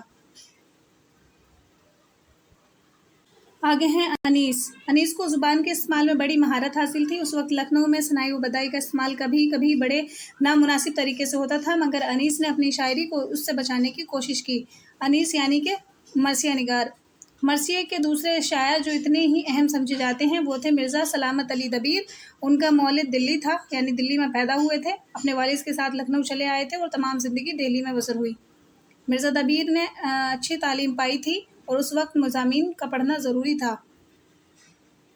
میر انیس اور مرزا دبیر میں ادبی چشمک رہتی تھی، لیکن اہم مرتبہ جو ملا ہے وہ انیس کو ہی ملا ہے مرثیہ نگاری میں۔ چھٹا باب ہے نذیر اکبر آبادی اور ایک خاص روایت کا ارتقاء۔ نذیر اکبر آبادی جو اپنا کوئی مثل نہیں رکھتے۔ نذیر کی پیدائش دلی میں 1740 کے قریب ہوئی، مگر ان کی پوری زندگی آگرہ میں گزری ہوئی۔ آگرہ جو مغل شہنشاہ اکبر کی راجدھانی رہ چکا تھا اور جس کے چاروں طرف کرشن بھکتی کی وہ دیشینو تحریک پھیلی ہوئی تھی، جس نے سورداس اور میرا بائی کے گیتوں اور بھجنوں کو جنم دیا تھا۔ تو ایسے ہی ماحول میں نذیر نے پرورش پائی اور نذیر کا نام ولی محمد تھا۔ حسب رواج انہوں نے فارسی عربی پڑھی تھی، مگر انہیں زبانوں کا بڑا عالم نہیں کہا جا سکتا۔ ان کی جو زبان تھی وہ سماجی اور عام بول چال کی زبان تھی، اور میلے ٹھیلوں اور تہواروں پر انہوں نے بہت سی نظمیں لکھی ہیں، یعنی کہ عوامی شاعر نذیر اکبر آبادی، عوام کے شاعر۔ نذیر کے 2 دیوان شائع ہو چکے ہیں، ایک میں ان کی نظمیں ہیں اور اس کا نام کلیات نذیر ہے۔ یہ دیوان بار بار چھپ چکا ہے، ہندی میں بھی اس کے کچھ حصے شائع ہو چکے ہیں، دوسرا دیوان بھی دستیاب ہو گیا ہے۔ امیر خسرو کے بعد صوفی شعراء نے گولکنڈہ کے قلی قطب شاہ نے، ظفر زٹلی نے دلی کے فائز اور حاتم نے اسے ہلاکت سے بچایا تھا۔ نذیر نے اسے آسمان تک بلند کر دیا۔ امیر خسرو کے بعد صوفی شعراء نے گولکنڈہ کے قلی قطب شاہ نے، جعفر زٹلی نے دلی کے فائز اور حاتم نے اسے ہلاکت سے بچایا تھا۔ نذیر نے اسے آسمان تک بلند کر دیا۔ کسے؟ اردو شاعری کو۔ یہ کوٹیشن بھی آپ لوگ لکھ لیجئے۔ 7واں باب ہے قدیم دلی کی آخری بہار۔ اس باب میں جو ہے جو دلی کے شعراء ہیں، مومن غالب، ذوق، یہ سب ان کا ہے مختصر تعارف۔ کوشش کریں گے کہ جو اہم ہیں انہی کو ہی دکھایا جائے، کیونکہ اتنی بڑی کتاب ہے، اب ہم اس کو طویل نہیں کر سکتے ویڈیو کو۔ دیکھتے ہیں۔ مومن کا نام مومن خاں تھا اور آبائی پیشہ ان کا کیا تھا؟ طبابت تھا، ہے نا۔ وہ دہلی کے ایک اعلیٰ خاندان میں 1800 میں پیدا ہوئے اور اچھی تعلیم پائی۔ طب ان کا پیشہ ہی تھا، ریاضی، نجوم اور موسیقی اور شطرنج بھی اچھی دستکار رکھتے تھے۔ تو اس کو آپ لوگ یہ آ سکتا ہے، طبابت کس کا پیشہ، کون سے شاعر کا پیشہ تھا، یا اصل میں، ہے نا۔ مومن کی تصانیف میں اردو دیوان کے علاوہ ایک فارسی دیوان اور کچھ فارسی نثر بھی موجود ہیں۔ قصائد اور مثنیاں بھی لکھی ہیں انہوں نے۔ یہ کچھ ہے نمونہ کلام۔ آگے ہیں اس دور کے مشہور شعراء میں شیخ محمد ابراہیم ذوق بھی تھے۔ ان کی ولادت 1789 میں ہوئی۔ وہ ایک غریب سپاہی کے بیٹے تھے۔ دوران تعلیم میں ہی شعر کہنے کا شوق پیدا ہوا تھا۔ ان دنوں دلی میں شاہ نصیر کا بول بالا تھا۔ ذوق انہی کے شاگرد ہوئے تھے۔ تو یہ شاہ نصیر کے متعلق، استاد سے متعلق بھی سوال آتا ہے نا، تو آپ لوگ اس کو دیکھیں۔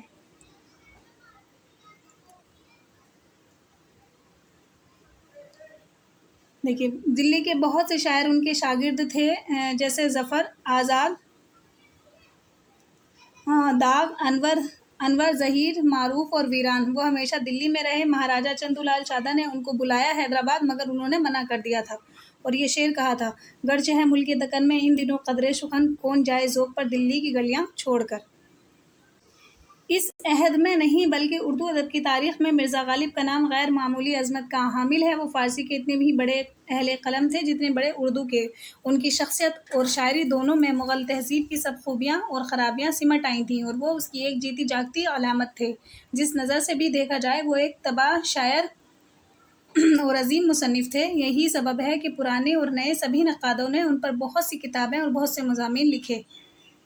غالب کا نام خواجہ اسد اللہ خان تھا، گھر پر مرزا نوشا کے نام سے پکارے جاتے تھے۔ مغل دربار کی طرف سے نجم الدولہ، دبیر الملک اور نظام جنگ کا خطاب ملا تھا مغلیہ حکومت سے۔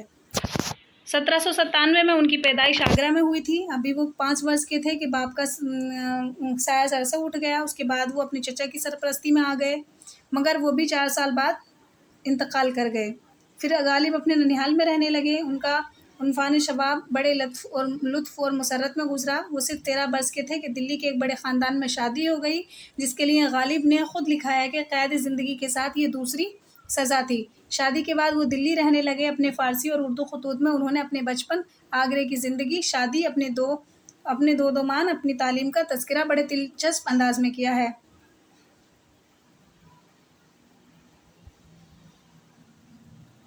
غالب نے جو ہے 23 سال کی عمر میں کلکتہ جانا پڑا تھا، یہ دیکھیے یاد رکھیے گا۔ وہاں 2 سال رہ کر انہوں نے اپنے حق حاصل کرنے کی کوشش کی تھی۔ پینشن کے سے متعلق گئے تھے وہ، اور لکھنؤ اور بنارس رکے تھے کلکتہ جاتے ہوئے۔ یہ لکھ لیجئے گا آپ لوگ۔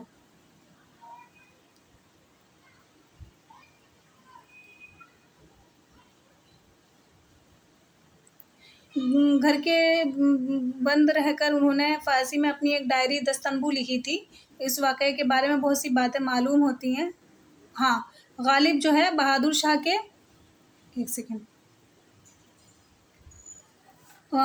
مغل دربار میں کام کے لیے معین کیے گئے تھے۔ مغل خاندان کی ایک تاریخ فارسی میں لکھ دی تھی، اس کا ایک حصہ انہوں نے خالص فارسی میں لکھ ڈالا تھا، جو مہر نیم روز کے نام سے ان کی زندگی میں ہی شائع ہو گیا تھا۔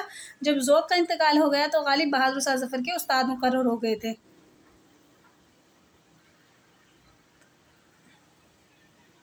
یہ رامپور کا سفر کیا تھا 1859 میں، پوچھا جاتا ہے۔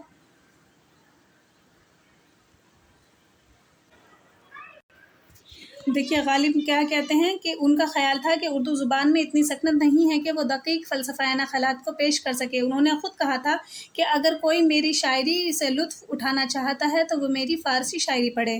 اردو شاعری تو بے روح اور بے مزہ ہے۔ مگر غالب کا یہ خیال ٹھیک نہیں ثابت ہوا، کیونکہ غالب کو جو مقبولیت اور مشہور جو وہ ہوئے ہیں وہ اپنے اردو کلام کی وجہ سے ہی مشہور ہیں۔ دیکھیے اس باب کا حاصل کلام یہ ہے کہ جو چراغ دلی میں سودا اور درد میر نے جلایا تھا، اسے اس عہد کے شعراء نے اور درخشاں کر دیا۔ خاص کر غالب نے زندگی کی کئی بجھتی ہوئی راگ کو کلید کر ایسی چنگاریاں نکالی جن میں جوالا مکھی کی گرمی اور روشنی دیکھی جا سکتی ہے۔ ان کے شیریں نغمات میں ایک ایسی درد مندی کا احساس ہوتا ہے جو ایک فنا ہوتی ہوئی ثقافت ہی عطا کر سکتی تھی۔ 8واں باب ہے اردو نثر اور فورٹ ولیم اور اس کے بعد۔ سب سے پہلے ایک ڈچ جوشو ٹیلر نے 1715 میں ہندوستانی کی ایک چند صفوں کی قواعد لکھی تھی۔ یہ کتاب لاطینی زبان میں ہے، مگر اس میں کچھ مثالیں ایسی بھی دی ہیں جو اردو میں ہیں۔ کیٹلر ایسٹ انڈیا کمپنی کا ملازم تھا، یہ جو ڈی ایچ جو کیٹلر، تو اس نے کیا کیا تھا، ایک چند صفوں میں قواعد لکھی جو لاطینی زبان میں ہے۔ گلکرسٹ ایسٹ انڈیا کمپنی کا ملازم تھا، 1783 میں ہندوستان پہنچا اور ہندوستانی زبان میں دلچسپی پیدا ہو گئی۔ انہوں نے بھی بول چال، قواعد، لغت وغیرہ پر انگریزی اور اردو کی کئی کتابیں لکھیں۔ 1804 میں وہ وطن لوٹ گیا اور وہاں کے ان ملازمین کو اردو سکھانے لگا جو یہاں بھیجے جاتے تھے۔ تو یہ بہت سی کتابیں ہیں کس کی، ہندوستانی گرامر، اورینٹل لنگوسٹک، انگریزی اور ہندوستانی ڈکشنری، قصص مشرق، رہنمائے اردو زبان، قواعد اردو اور انگریزی، یہ کس کی کتابیں ہیں، گلکرسٹ کی۔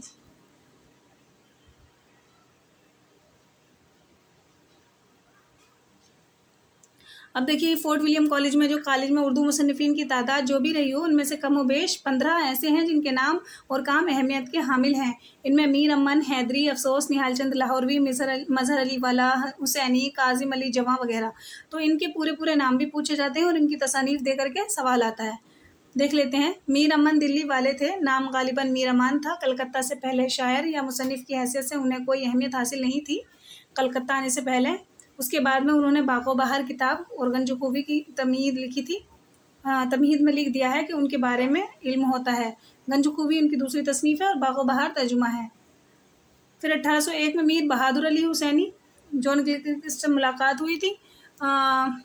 फोर्ट विलियम के कॉलेज शोबा तसनीफ़ व तालीफ़ में मुलाजिम रख लिए गए थे। यहाँ 3 बरस के दौरान उन्होंने 2 किताबें लिखी। यानी कि मीर बहादुर अली हुसैनी की सिफारिश पर मीर अमन गिलक्रिस्ट से फोर्ट विलियम कॉलेज में मुलाजिम हुए थे।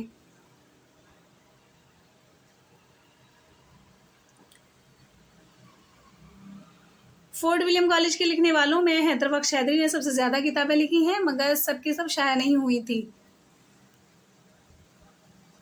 ये है उनकी तसानीफ, हफ्ते पैकर, किस्सा महरुमा, गुलशन हिंद वगैरह। यह है मीर शेर अली अफसोस। वहाँ मुकर्रर किए जाने से पहले ही काफ़ी नाम पैदा कर चुके थे। दिल्ली, पटना, लखनऊ की अदबी महफिलों और इज्तिमात में शरीक हो चुके थे। मीर सौदा, मीर हसन, जुरात और इंशा का ज़माना इन्होंने देखा था। और जो है 1801 में कलकत्ता पहुंचकर गिलक्रिस्ट की सलाह से फ़ारसी की किताबों का तर्जुमा किया। एक तो शेख शादी की सैरी आफाक किताब गुलिस्तान को बाग उर्दू के नाम से किया इन्होंने, है ना। और दूसरी किताब आराइश महफिल है, जो मुंशी सुभान राय की फ़ारसी तारीख़ खुलासतुल तारीख़ का उर्दू तर्जुमा है। तो ये दोनों किताबें इन्होंने तर्जुमा की थी, आराइश महफिल और बाग उर्दू।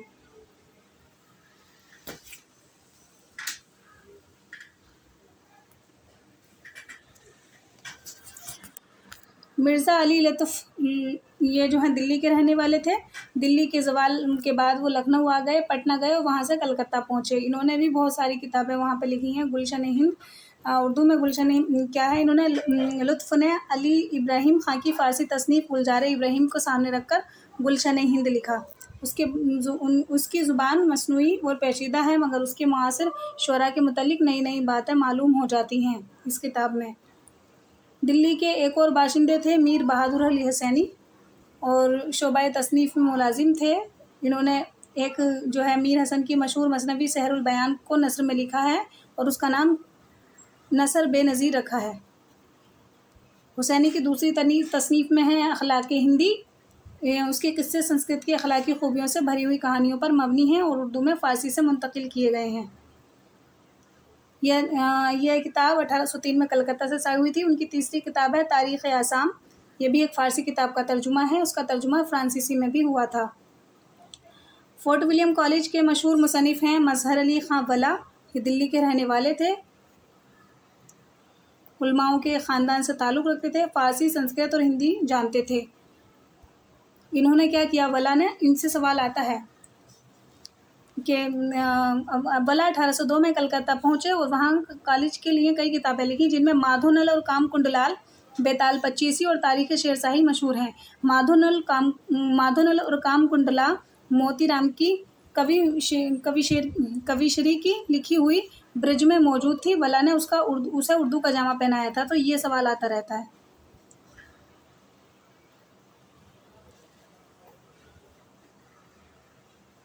वला ने तारीख़ शेरशाही का तर्जुमा फ़ारसी से किया था। गारसा तताज़ी ने उसे फ़्रांसीसी में तर्जुमा किया है। आगे हैं मीर काज़िम अली जवां, जो फोर्ट विलियम कॉलेज में मुलाजिम थे, दिल्ली के रहने वाले थे और कलकत्ता आ गए थे।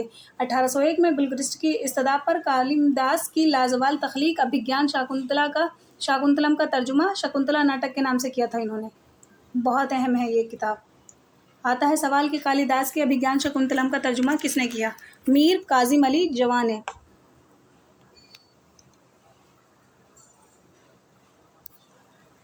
आगे है निहाल चंद लाहौरवी। ये भी कॉलेज के मुसन्निफ़ थे, दिल्ली के रहने वाले थे, मगर पंजाब में रहने लगे थे, इसलिए लाहौरी कहे जाने लगे थे ये निहाल चंद लाहौरवी।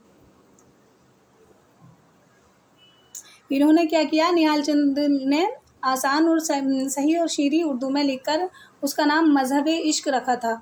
ये किस्सा गुले बुकाबली को इन्होंने क्या किया, उर्दू में लिखा था और इसको नाम क्या रखा था, मजहब इश्क।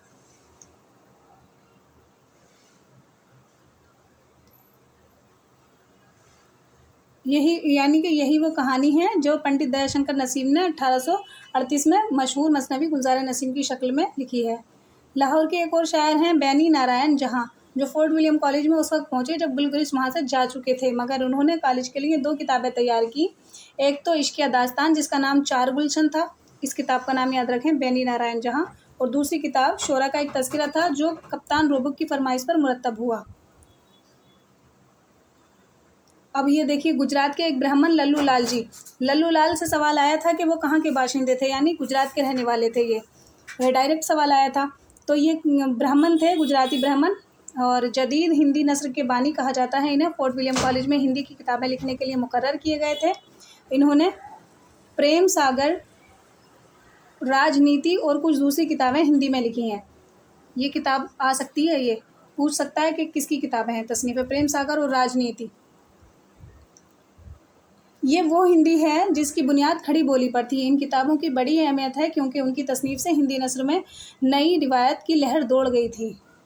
लल्लू लाल जी उर्दू भी जानते थे। उन्होंने काज़िम अली जबां की मदद से उर्दू में सिंहासन बत्तीसी लिखी और ये किताब उर्दू और हिंदी दोनों में शाये हुई।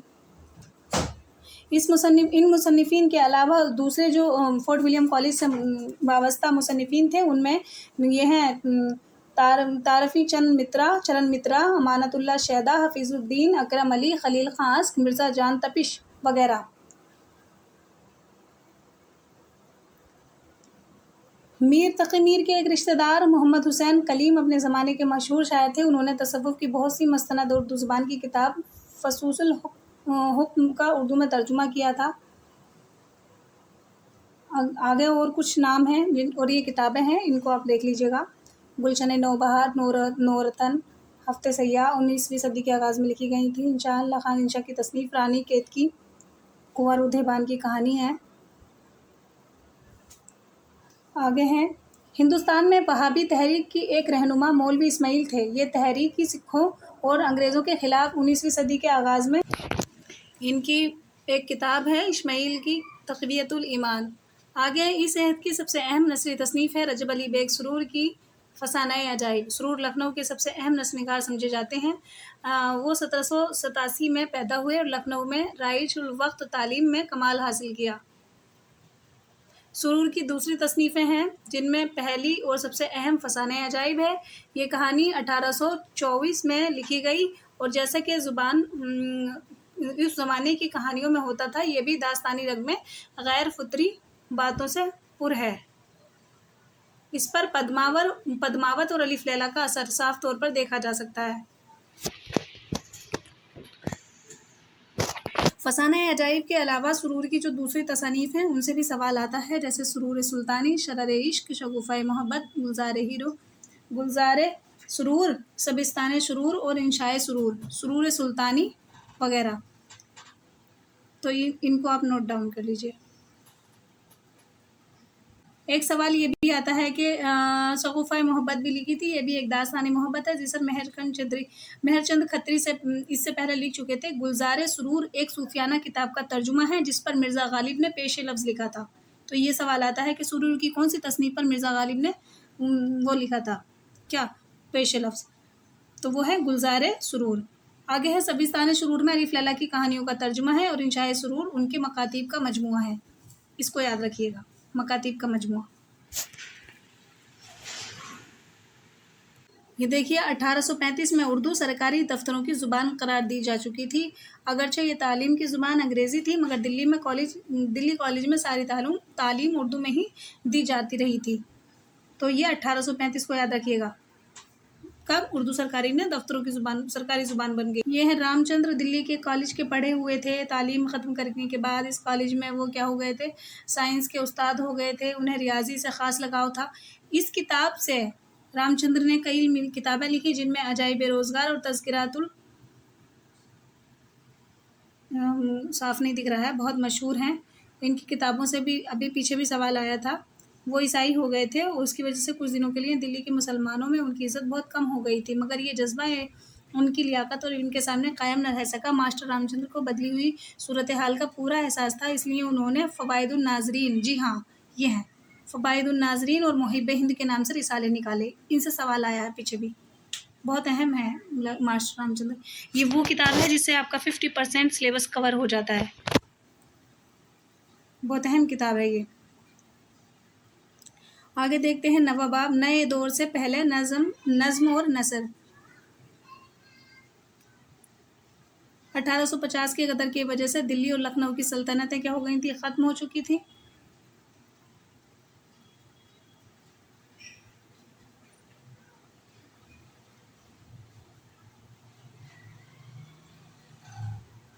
یہ بہت سے شاعر ہیں جو کہ غدر کے بعد میں دلی میں غالب مومن تھے، دلی میں غالب مومن اور ذوق کے شاگرد شیفتہ، مجروح، نسیم، ظہیر، انور، سالک ڈاک وغیرہ تھے، اور لکھنؤ میں اسیر، برق، بحر، منیر، شوق، قلق، امانت، جلال، امیر مینائی وغیرہ۔ نواب مصطفیٰ خان شیفتہ اردو میں اور مومن فارسی میں غالب کے شاگرد تھے۔ غالب کے شاگرد رہے ہیں مومن اور شیفتہ۔ اردو دیوان کے علاوہ شیفتہ کا ایک فارسی دیوان بھی ہے، اور تذکرہ شعرائے گلشن بیخار سب سے زیادہ مشہور ہے۔ ان کا گلشن بیخار شیفتہ کا تذکرہ ہے۔ مجروح، جن کا نام میر مہندی تھا، یہ میر مہندی مجروح ہیں، غالب کے بڑے عزیز شاگرد تھے، پانی پت میں رہتے تھے، مگر وقت زیادہ دلی میں گزرا تھا۔ غالب نے ان کے نام بہت سے خط لکھے ہیں۔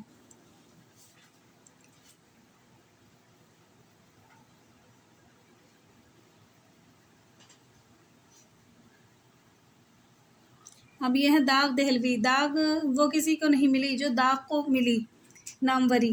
نام ان کا تھا نواب مرزا خان، فیروز پور کے مشہور امیر نواب شمس الدین کے بیٹے تھے۔ ابھی سے 6 برس کے تھے کہ باپ کا انتقال ہو گیا، اور ان کی بیوہ ماں نے دلی کے آخری بادشاہ بہادر شاہ ظفر کے بیٹے مرزا فخرو سے شادی کر لی۔ اس طرح داغ کی غدر تک کی زندگی قلعہ معلیٰ میں گزری۔ وہیں انہوں نے تعلیم حاصل کی اور وہیں شاعری کا آغاز ہوا۔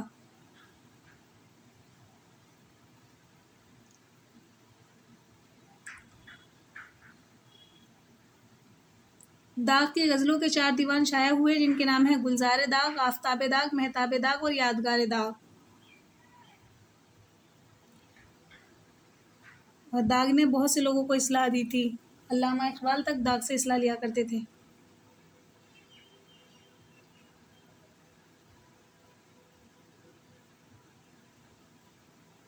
غالب کی حالات زندگی کا ذکر ہو چکا ہے، یہاں صرف ان کی اردو نثر کے بارے میں کچھ اشارے کیے جائیں گے۔ وہ فارسی نثر کے ایک عظیم المرتبت ادیب تھے، اور یہ واقعہ بھی ہے کہ ہندوستان میں فارسی کے ایسے علم رکھنے والے بہت کم پیدا ہوئے۔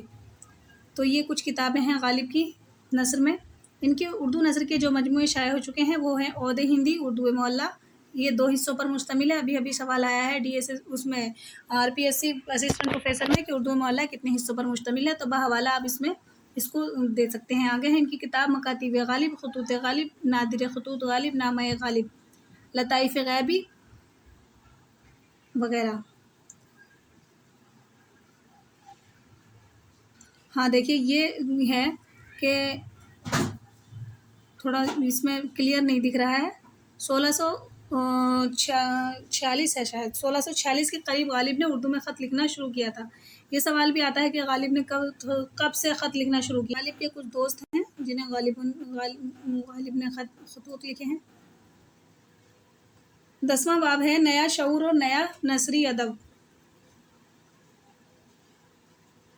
اس میں سب سے اہم نام ہے سید احمد خان یعنی سر سید، جو 1817 سے 1898 دلی کے علم دوست اور معزز خاندان میں پیدا ہوئے تھے۔ ان کے بزرگ مغل بادشاہوں کے عہدیدار تھے۔ ننیہال میں پیدا ہوئے تھے سر سید احمد خان۔ 1855 میں صدر امین بن کر بجنور گئے تھے۔ 1857 کا ہنگامہ انہوں نے وہیں دیکھا، اور یہیں ان کے سیاسی شعور کا آغاز ہوا تھا۔ اس سے پہلے انہوں نے چند کتابیں لکھی تھیں، کچھ ترجمے کیے تھے، لیکن بجنور میں تاریخ ضلع بجنور اور تاریخ سرکشی بجنور کے نئے ذہنی موڈ کا پتہ دیتی ہیں۔ یہ ان کی ابتدائی کتب میں شامل ہیں۔ آگے وہ کیا ہوا تھا، صدر الصدور ہو کر مراد آباد پہنچے تھے، وہاں بھی ان کی تصنیف و تالیف کا سلسلہ جاری رہا، اور غازی پور میں انہوں نے سائنٹیفک سوسائٹی قائم کی۔ جب 1866 میں علی گڑھ پہنچے تو سوسائٹی کا دفتر بھی وہاں لے آئے تھے۔ سر سید نے 1867 میں ایک اردو یونیورسٹی کا خاکہ پیش کیا، اور کچھ ہی دنوں بعد اردو ہندی تنازع میں اردو کے لیے سینہ سپر ہو گئے تھے۔ یہ سر سید ہندوستانی تعلیم سے مطمئن نہیں تھے۔ 1869 میں اپنے بیٹوں کو لے کر انگلستان گئے تھے، یعنی کہ جو سفر لندن کیا تھا انہوں نے، اور کیسے کب انہوں نے یہ 1920 میں مسلم یونیورسٹی بن گیا تھا ایک کالج، 1878 میں کالج ہو گیا تھا۔ یہ آپ سب نوٹ ڈاؤن کر لیجئے۔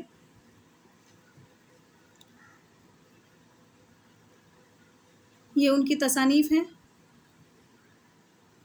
رسالہ اسباب بغاوت ہند اور لائف آف یہ ہے لائل میڈنس آف انڈیا شائع کی تھی انہوں نے. علی گڑھ سائنٹیفک گزٹ اور تہذیب الاخلاق کے لیے مضامین لکھے. انجیل کی تفسیر تبیین الکلام مرتب کی تھی اور دوسرے مختصر رسائل کے علاوہ خطبات احمدیہ اور تفسیر قرآن کی جلدیں شائع کی تھیں.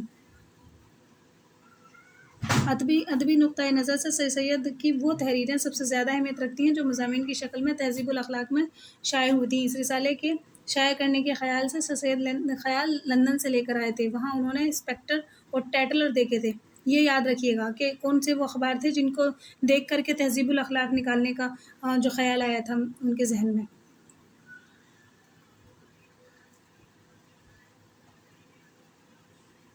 محمد حسین آزاد دہلی میں ایک مشہور عالم. اردو کا پہلا اہم اخبار دہلی اردو اخبار نکالا تھا ان کے والد نے مولانا محمد باقر نے. آزاد نے فارسی اور عربی کی تعلیم اپنے باپ سے حاصل کی تھی اور شاعری میں انہیں شیخ ابراہیم ذوق سے تلمذ لیتے تھے.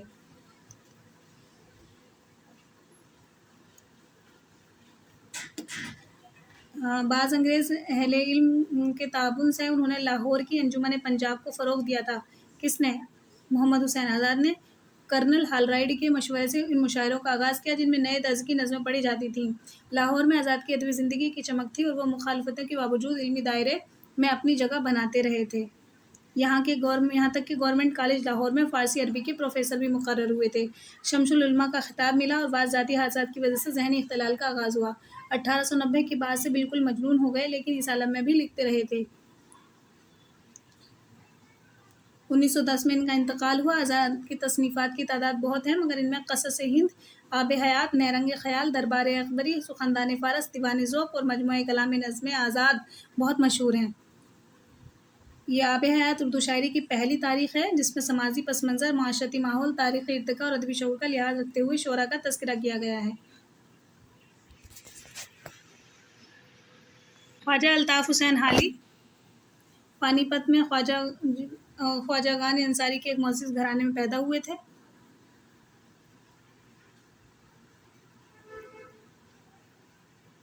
اور یہ حالی کی نثر و نظم دونوں ہی اہمیت کے حاصل ہیں. گزشتہ 100 سال کے اندر اردو نثر کے سرمایہ میں جو اضافے ہوئے ہیں ان میں حالی کا بہت بڑا حصہ ہے. انہوں نے 1867 عیسوی سے نثر نگاری شروع کی اور پہلی کتاب مذہبی موضوع پر لکھی تھی. 1874 میں مجالس النساء تصنیف کی تھی جس میں ناول کے پیرائے میں تعلیم نسواں کی مسائل پیش کیے گئے ہیں. اور دوسری ان کی کتابیں ہیں حیات سعدی، مقدمہ شعر و شاعری، یادگار غالب اور حیات جاوید. ان کے علاوہ ان کے مقالات اور خطوط کے مجموعے بھی اہمیت کے حامل ہیں.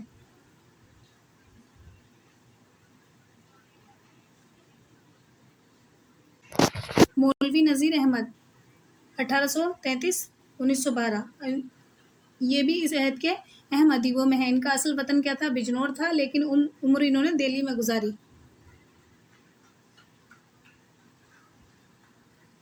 نذیر احمد کے ناول بہت اہم ہیں. دیکھیے 7 ناول لکھے انہوں نے. کئی پر ان کو سب سے اچھی کتاب لکھنے پر انعام ملے. میرات العروس اور بنات الناس دونوں میں لڑکیوں کو سوہڑ بننے، تعلیم حاصل کرنے اور اچھی زندگی گزارنے کے پہلوؤں کو پیش کیا گیا ہے. دوسرے ہیں ان کا دوبۃ النسوء 1877 میں سب سے زیادہ مشہور اور دلچسپ ہے. ابن الوقت بھی ان کا ناول ہے. آگے ہیں مولانا شبلی نعمانی 1914-1857 مندرجہ بالا بڑے مصنفوں میں سب سے کم عمر کے تھے. یہ اعظم گڑھ میں پیدا ہوئے. انہوں نے عربی، فارسی اور مذہبیات اور فلسفے وغیرہ کی تعلیم حاصل کی تھی. 1882 میں شبلی علی گڑھ کالج میں فارسی کے استاد مقرر ہوئے تھے. سر سید مولانا محسن الملک اور پروفیسر آرنولڈ سے پہلے ملنے کا موقع حاصل ہوا انہیں اور ان کی علمی حدیں وسیع ہوتی چلی گئیں. 1898 میں علی گڑھ کالج سے استعفیٰ دے کر اعظم گڑھ چلے گئے اور وہاں ایک نیشنل اسکول قائم کیا تھا انہوں نے. 1907 میں ان کو ایک بہت سانحے سے دوچار ہونا پڑا. وہ اعظم گڑھ میں تھے اور بیٹھے لکھ رہے تھے کہ گھر کی کسی عورت نے بندوق الگ رکھنے کے لیے اٹھائی، وہ چل گئی. مولانا کا ایک پاؤں بالکل بیکار ہو گیا تھا. اب ان کی تصنیفات ہیں یہ مولانا شبلی کی تصنیفات کی تعداد بہت ہے، ان میں فلسفہ ادب، تاریخ، سوانحی مضمون، مکاتیب وغیرہ سبھی موضوع پائے جاتے ہیں۔ ان کی تصانیف کے نام زندہ رہیں، وہ ہیں المامون، الفاروق، سیرت النبی، شعر العجم، موازنہ انیس و دبیر۔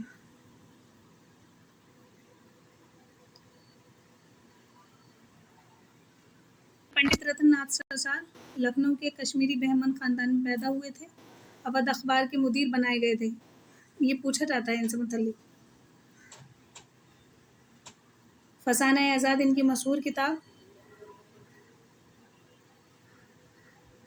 دیگر کتب یہ ہیں کامنی، جامع سرسار، شعر کوشار، بچھڑی دلہن، کھڑم دھڑم وغیرہ۔ خدائی فوجدار الف لیلہ کا ترجمہ بھی کیا، اور ڈون کویکزوٹ کی خدائی فوجدار کے نام سے اردو میں منتقل کیا تھا انہوں نے۔ آگے ہیں عبدالحلیم شرر، 1926 1860 1926 لکھنؤ میں پیدا ہوئے تھے۔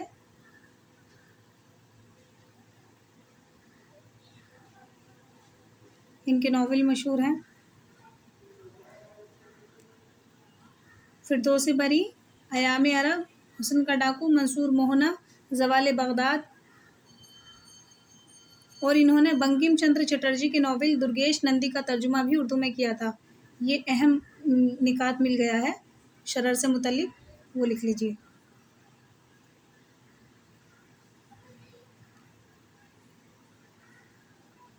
آگے ہیں برج نارائن چکبست، لکھنؤ میں پیدا ہوئے 1856 میں، 1915 میں وفات پائی۔ مزاحیہ اخبار میں مضامین لکھتے تھے یہ۔ ان کے کئی ناول ہیں حاجی بغلول، کایا پلٹ اور احمق الذی، اور سب سے زیادہ ہے فسانہ آزاد۔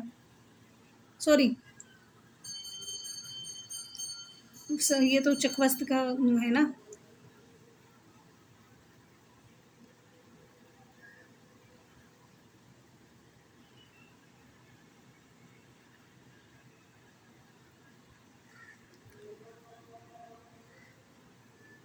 یہ ہیں حاجی بغلول، کایا پلٹ، سجاد حسین کے ناول۔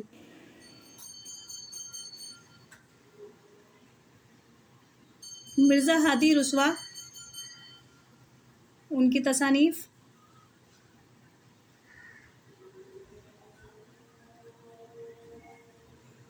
یہ آغا حشر کاشمیری، ان کے متعلق بھی آپ لوگ دیکھ لیجئے ان کے ڈرامے۔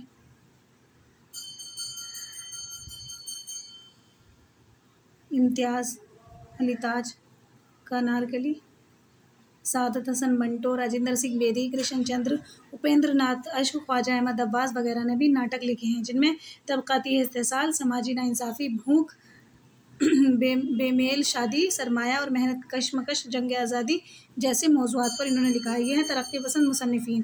اب اس عہد میں رسائل و جرائد کا بھی بہت چرچا رہا تھا، اس کا معیار ان کا معیار بھی بلند ہو رہا تھا۔ تو یہ ہیں کچھ، دیکھیے مولانا آزاد نے الہلال البلاغ نکالا ہے نا نام سے جو اخبار نکالے، انہوں نے ایک نئے طرز کی اخبار نویسی کو جنم دیا۔ اسی طرح مولانا محمد علی نے انگریزی اور اردو میں جو اخبار نکالے، ان کا ذکر بھی ادب کی تاریخ میں ضرور کیا جائے گا۔ آگے یہ غبار خاطر کے نام سے شائع ہوا تھا، یہ تو اپنا وہی ہے ابوالکلام آزاد۔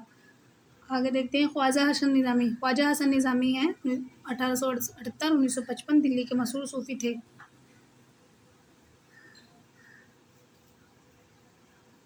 انہوں نے بھی نکالے ہیں کئی۔ عبدالقادر نے لاہور سے مخزن نکالا تھا، رسالہ ہے نا۔ کانپور سے زمانہ نکلتا تھا، اس میں کہانیاں چھپتی تھیں۔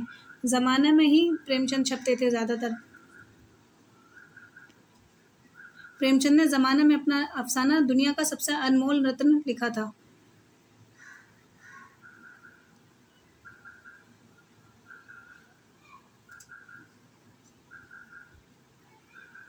نیاز فتح پوری،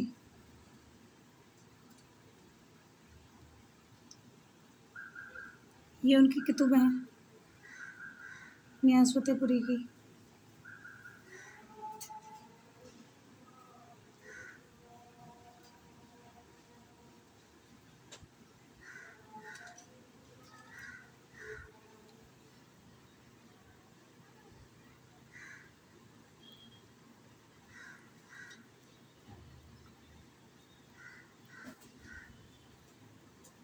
मौलवी अब्दुल हक, उनकी किताबें।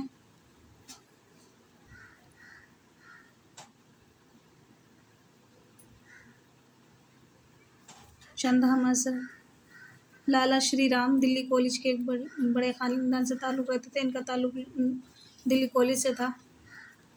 खमखाना जावेद, इनका तज़किरा है लाला श्री राम का। पंडित कैफ़ी,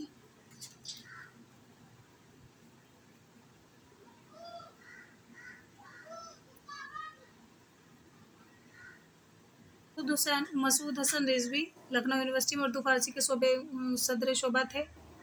ये हैं, इन्होंने दीवान फ़ाइज़, फ़ैज़ मीर, मुहासिन मजालिस रंगीन और मुतफ़र्रिक़ात ग़ालिब उर्दू ड्रामा और स्टेज इनकी किताबें हैं। मसूद हसन रिजवी अदीब की लिख लीजिए। आगे हैं रशीद अहमद सिद्दीकी, इनकी तसानीफ़, आसाफ्ता बयानी मेरी जदीद गज़ल। डॉक्टर मोहिउद्दीन क़ादरी ज़ोर, जिनके मुतालिक हम बात भी कर चुके हैं। अब्दुल क़ादिर सुरूरी, उस्मानिया यूनिवर्सिटी के सदर शोबा।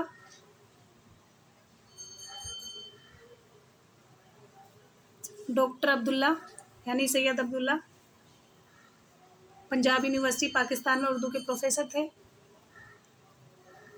इनकी किताबें सर सैयद और उनके रफ़्क़ाए कार, ये सवाल इससे आ जाता है किताब का नाम। आगे है निशातुस्सानिया की उर्दू शायरी। नए शायरी के मेमार मौलाना मोहम्मद हुसैन आज़ाद समझे जाते हैं।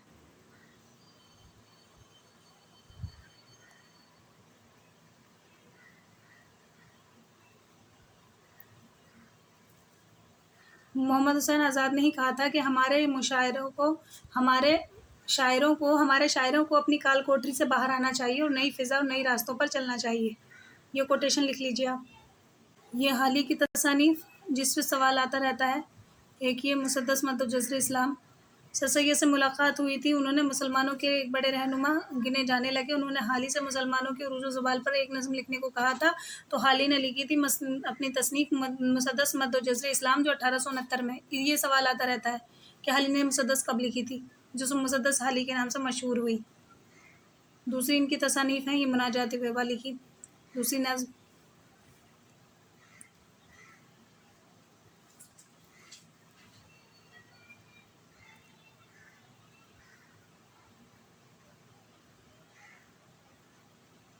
ये शिबली की है नज़्म सुबह उम्मीद, जो मसनवी की उसमें लिखी गई है, जिसका मौजू मौलाना हाली की मुसद्दस से मिलता जुलता है।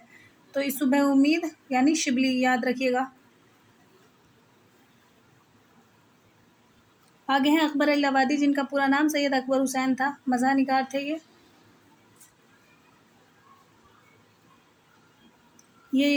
है, देखिए, वहीद अकबर वहीद इलाहाबादी के शागिर्द थे। इनके उस्ताद का नाम याद रखिए। ये है दुर्गा सराय सुरूर जहाँ आबादी।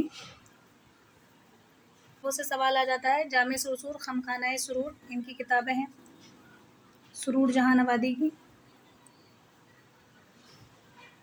पंडित ब्रिज नारायण चकवस्त लखनऊ के कश्मीरी ब्राह्मण ख़ानदान से थे। LLB पास की। 1908 में वकालत शुरू की इन्होंने।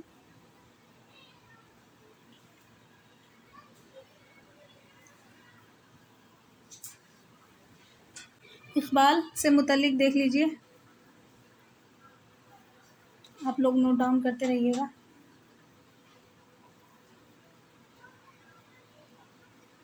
अगर इसका तवील मुताला किया जाए तो ये किताब वाकई 50% हमारा सिलेबस कवर कर लेती है।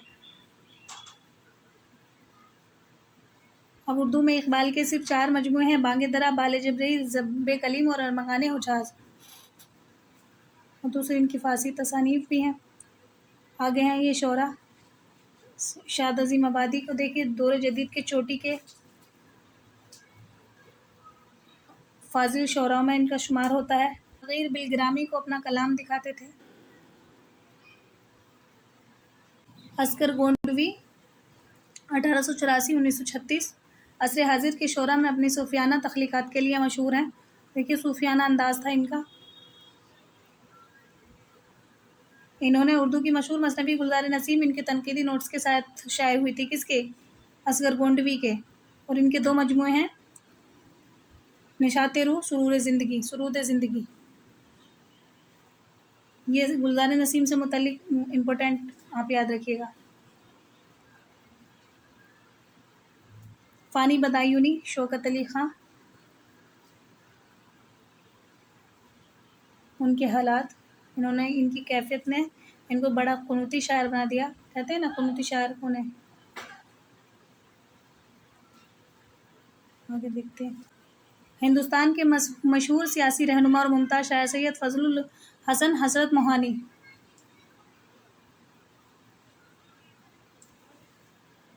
1857 کی غدر سے متعلق ایک سوال آیا تھا کہ کس شاعر کا تعلق تھا اسے، تو وہ ہیں حضرت موہانی، لیڈر آزادی تھے. یگانہ چنگیزی پٹنہ میں پیدا ہوئے.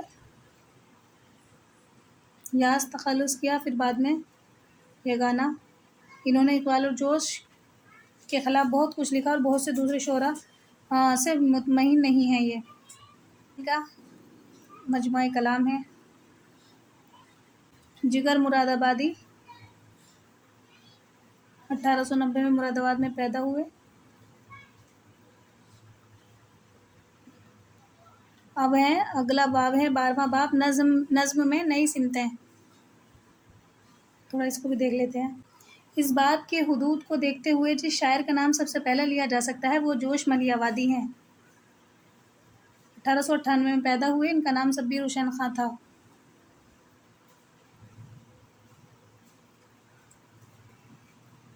فلموں کے لیے گیت بھی لکھتے تھے جوش، کہانیاں اور گیت. اور حکومت ہند کے ماہنامہ آجکل کے مدیر بھی رہے. پھر بعد میں پاکستان چلے گئے تھے. پہلا مجموعہ کلام ہے روح ادب، 1921 میں چھپا تھا، یاد رکھیے. اس کے بعد دیگر مجموعے ان کے نقش و نگار، شعلہ و شبنم، فکر و نشاط، حرف و خیر. یہ دیکھیے.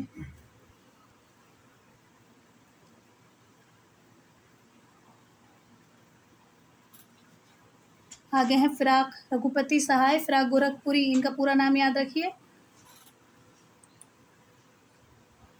ولادت ان کی ہوئی 1896 میں. گورکھپور کے رہنے والے ہیں اور زندگی کا بیشتر حصہ الہ آباد میں گزرا.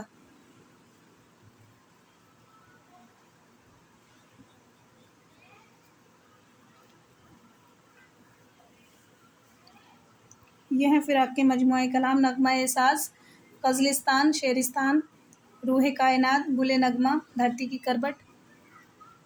اور گلبانگ کے نام سے ان کا ایک مجموعہ شائع ہوا، گلبانگ. اس کو بھی یاد رکھیے.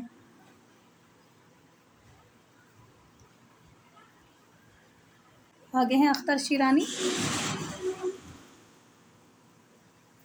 ایک اور مشہور شاعر ہیں احسان دانی، سینہ مزدور، شاعر مزدور کہا جاتا ہے.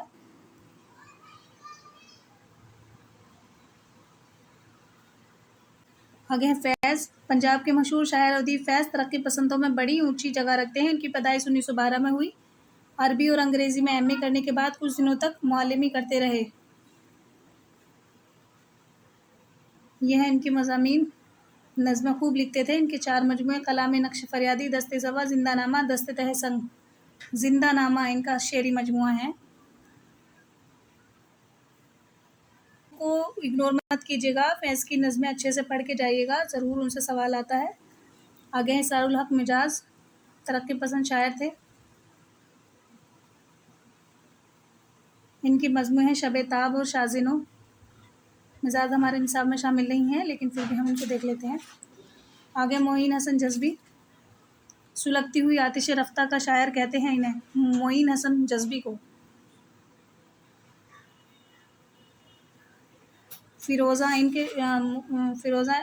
ان کا مجموعہ کلام ہے. اس سے آتا ہے سوال دیگر کمپٹیٹیو ایگزامز میں.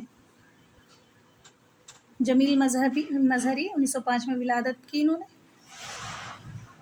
نئی نسل کے شاعر ہیں احتشام حسین کے مطابق. جاں نثار اختر ہیں 1914. علی گڑھ میں تعلیم حاصل کر کے کئی برس تک گوالیار اور بھوپال کے کالجوں میں استاد رہے. علی سردار جعفری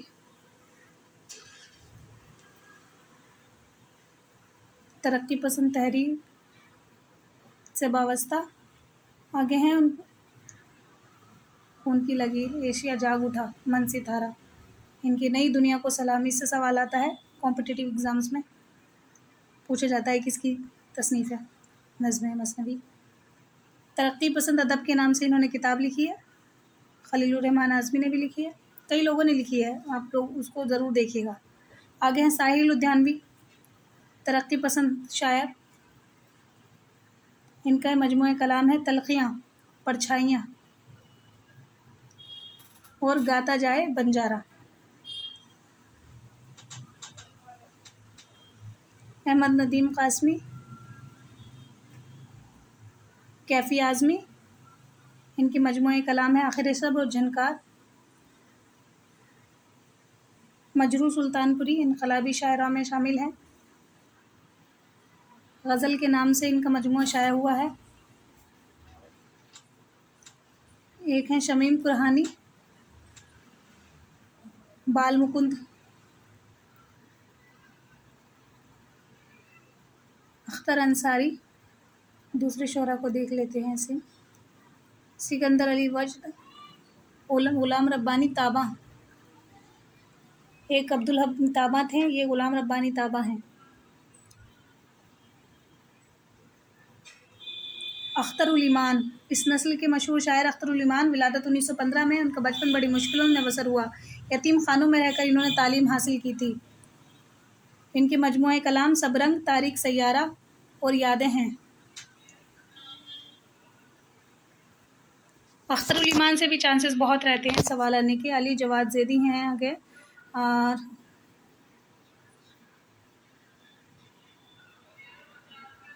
ये हैं राशिद मावरा और ईरान में अजनबी, उनकी मजमूआ कलाम है।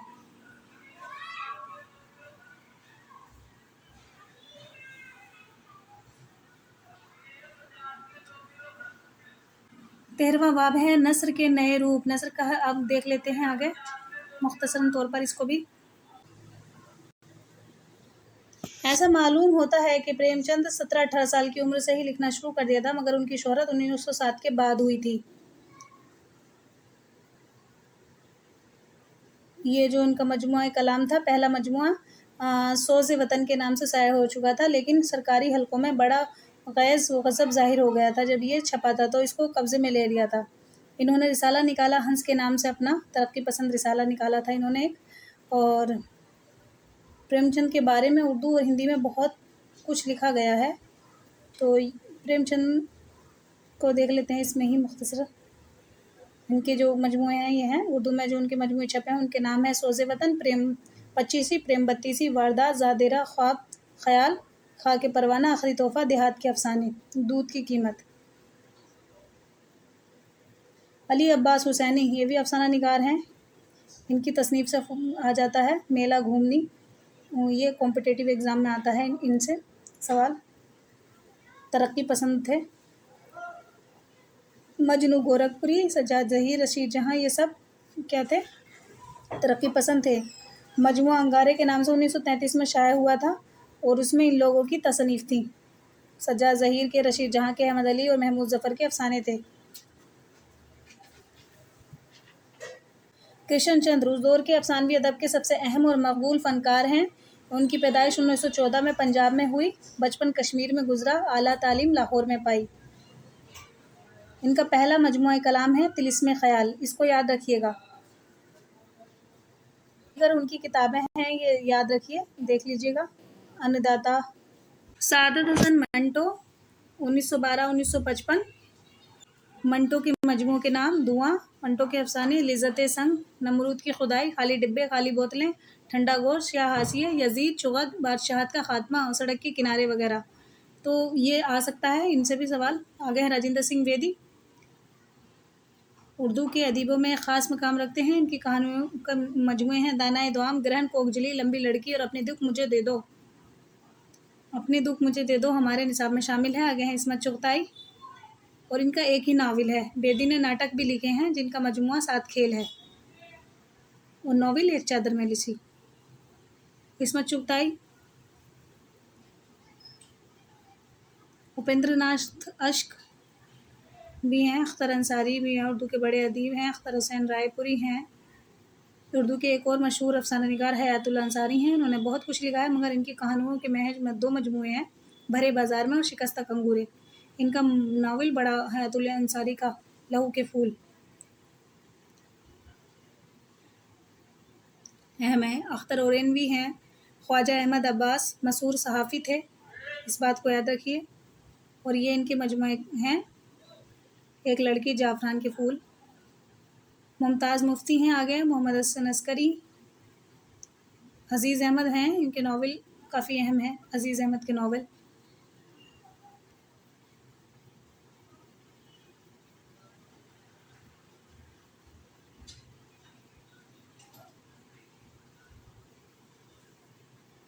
یہ پریم چند کے ناول ہیں۔ مرزا رسوا اور پریم چند کے علاوہ اردو کے کئی مصنفوں نے زنانہ بازاری کے دردناک زندگی کی مصوری بڑے دل زور طریقے سے قاری سرفراز حسین کے کئی ناول اور سجاد حسین کسمنڈی کا نشتر ہیں، یعنی کہ زنانہ بازاری پر، طوائفوں پر۔ ہاں، نئے انداز کا پہلا ناول ہے لندن کی ایک رات، جس میں شعور کی روح کا سب سے پہلے استعمال ہوا ہے، تو یہ نئے انداز کا پہلا ناول سجاد ظہیر کرشن چندر کے ناول ہیں یہ۔ میری یادوں کے چنار، اس میں چغتائی کے ناول ہیں یہ، ضدی، ٹیڑھی لکیر، معصومہ اور سودائی۔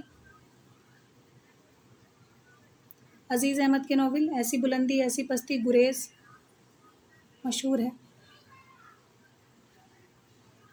رامانند ساگر کا اور انسان مر گیا، قدرت اللہ شہاب کا یاد خدا، قرۃ العین حیدر کا میرے بھی صنم خانے اہم ہے۔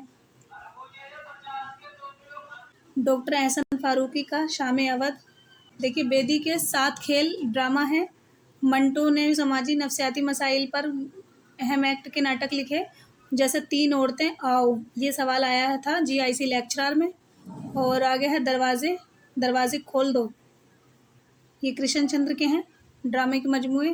اس میں چغتائی کے ناٹک بھی مقبول ہیں، احمد عباس کا ناٹک زبیدہ، میں کون ہوں، عصمت کا شیطان اور دھانی باغپن، یہ ڈرامے کی صنف سے تعلق رکھتے ہیں۔ آگے ہے مزاح نگاری، تو اس میں عجیم بیگ چغتائی ہیں، عصمت کے بھائی پطرس ہیں، دیکھ لیجئے۔ آگے دیکھتے ہیں، شوکت تھانوی ہیں، کنہیا لال کپور، سنگ و خشت، شیشہ و تیسا، چنگو رباب، نوک و نستر، بالو پر، نرم و گرم، شیخ چلی وغیرہ۔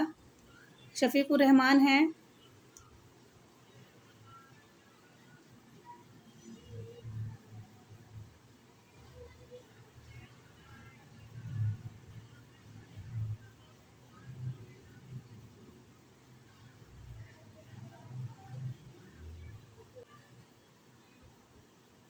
فراق جس طرح شاعری میں رومانیت میں ڈوبی ہوئی غزلوں کا گھیرا توڑنے کی زندگی کے نئے شعور کی طرف بڑھے، اسی طرح ان کی تنقید میں بھی انہوں نے سماجی منظر کو اہمیت دینا شروع کی تھی، اور یہ ہیں ان کی تنقیدی کتابیں اندازے اور حاشیہ، اردو کی عشقیہ شاعری اور اردو غزل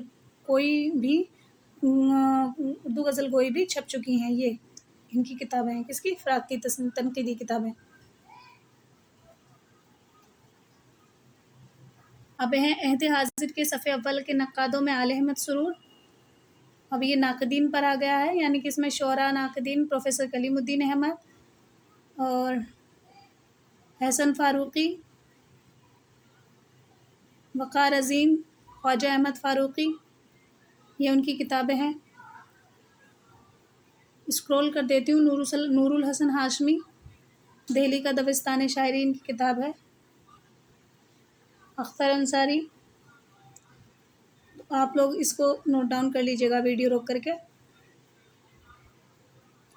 کافی اہم کتاب ہے یہ، لیکن ہاں طویل ہو گئی ہے ویڈیو، لیکن آخری میں مصنف مختصر طریقے پہ اپنے طور پر بھی اپنا تعارف پیش کر رہے ہیں۔ یہ احتشام حسین، پیدائش ان کی کہاں ہوئی؟ 1912، اعظم گڑھ UP کے گاؤں مائل میں ہوئی، اپنے بارے میں بتا رہے ہیں، اور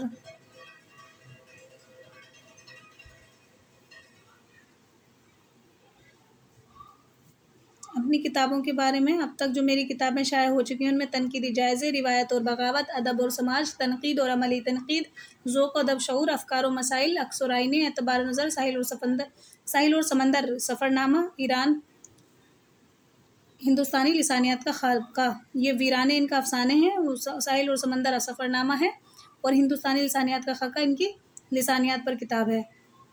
آخری باب میں اردو ادب کے قریب ترین اور حالیہ ترقی کا بیان ہوگا۔ یہ رہا اب آخری باب، موجودہ صورتحال کیا ہے اردو ادب کی۔ تو جب احتشام حسین جو ہیں مارکسی تنقید نگار ہیں، ترقی پسند تنقید نگار ہیں، تو انہوں نے یہ اب دور حاضر کے جو جدید جو تنقید نگار تھے ان کا بھی اس میں تذکرہ کیا ہے۔ تو ہم دیکھ لیتے ہیں مختصر طور پر کون کون کس کو شامل کیا ہے انہوں نے۔ ہندوستان اور پاکستان کے نام ہیں، جیسے دیکھو یہ تمام نام انہوں نے لیے ہیں ترقی پسندوں کے۔ قرۃ العین حیدر ہیں، یہ آپ دیکھ سکتے ہیں۔ اقبال متین، پاکستان کے افسانہ نگاروں کا نام انہوں نے شامل کیے ہیں۔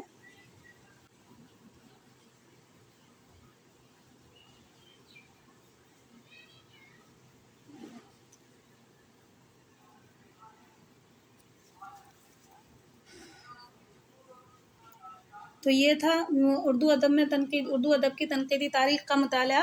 امید ہے اس سے بہت کچھ نئے نکات آپ کو دیکھنے کو ملے ہوں گے۔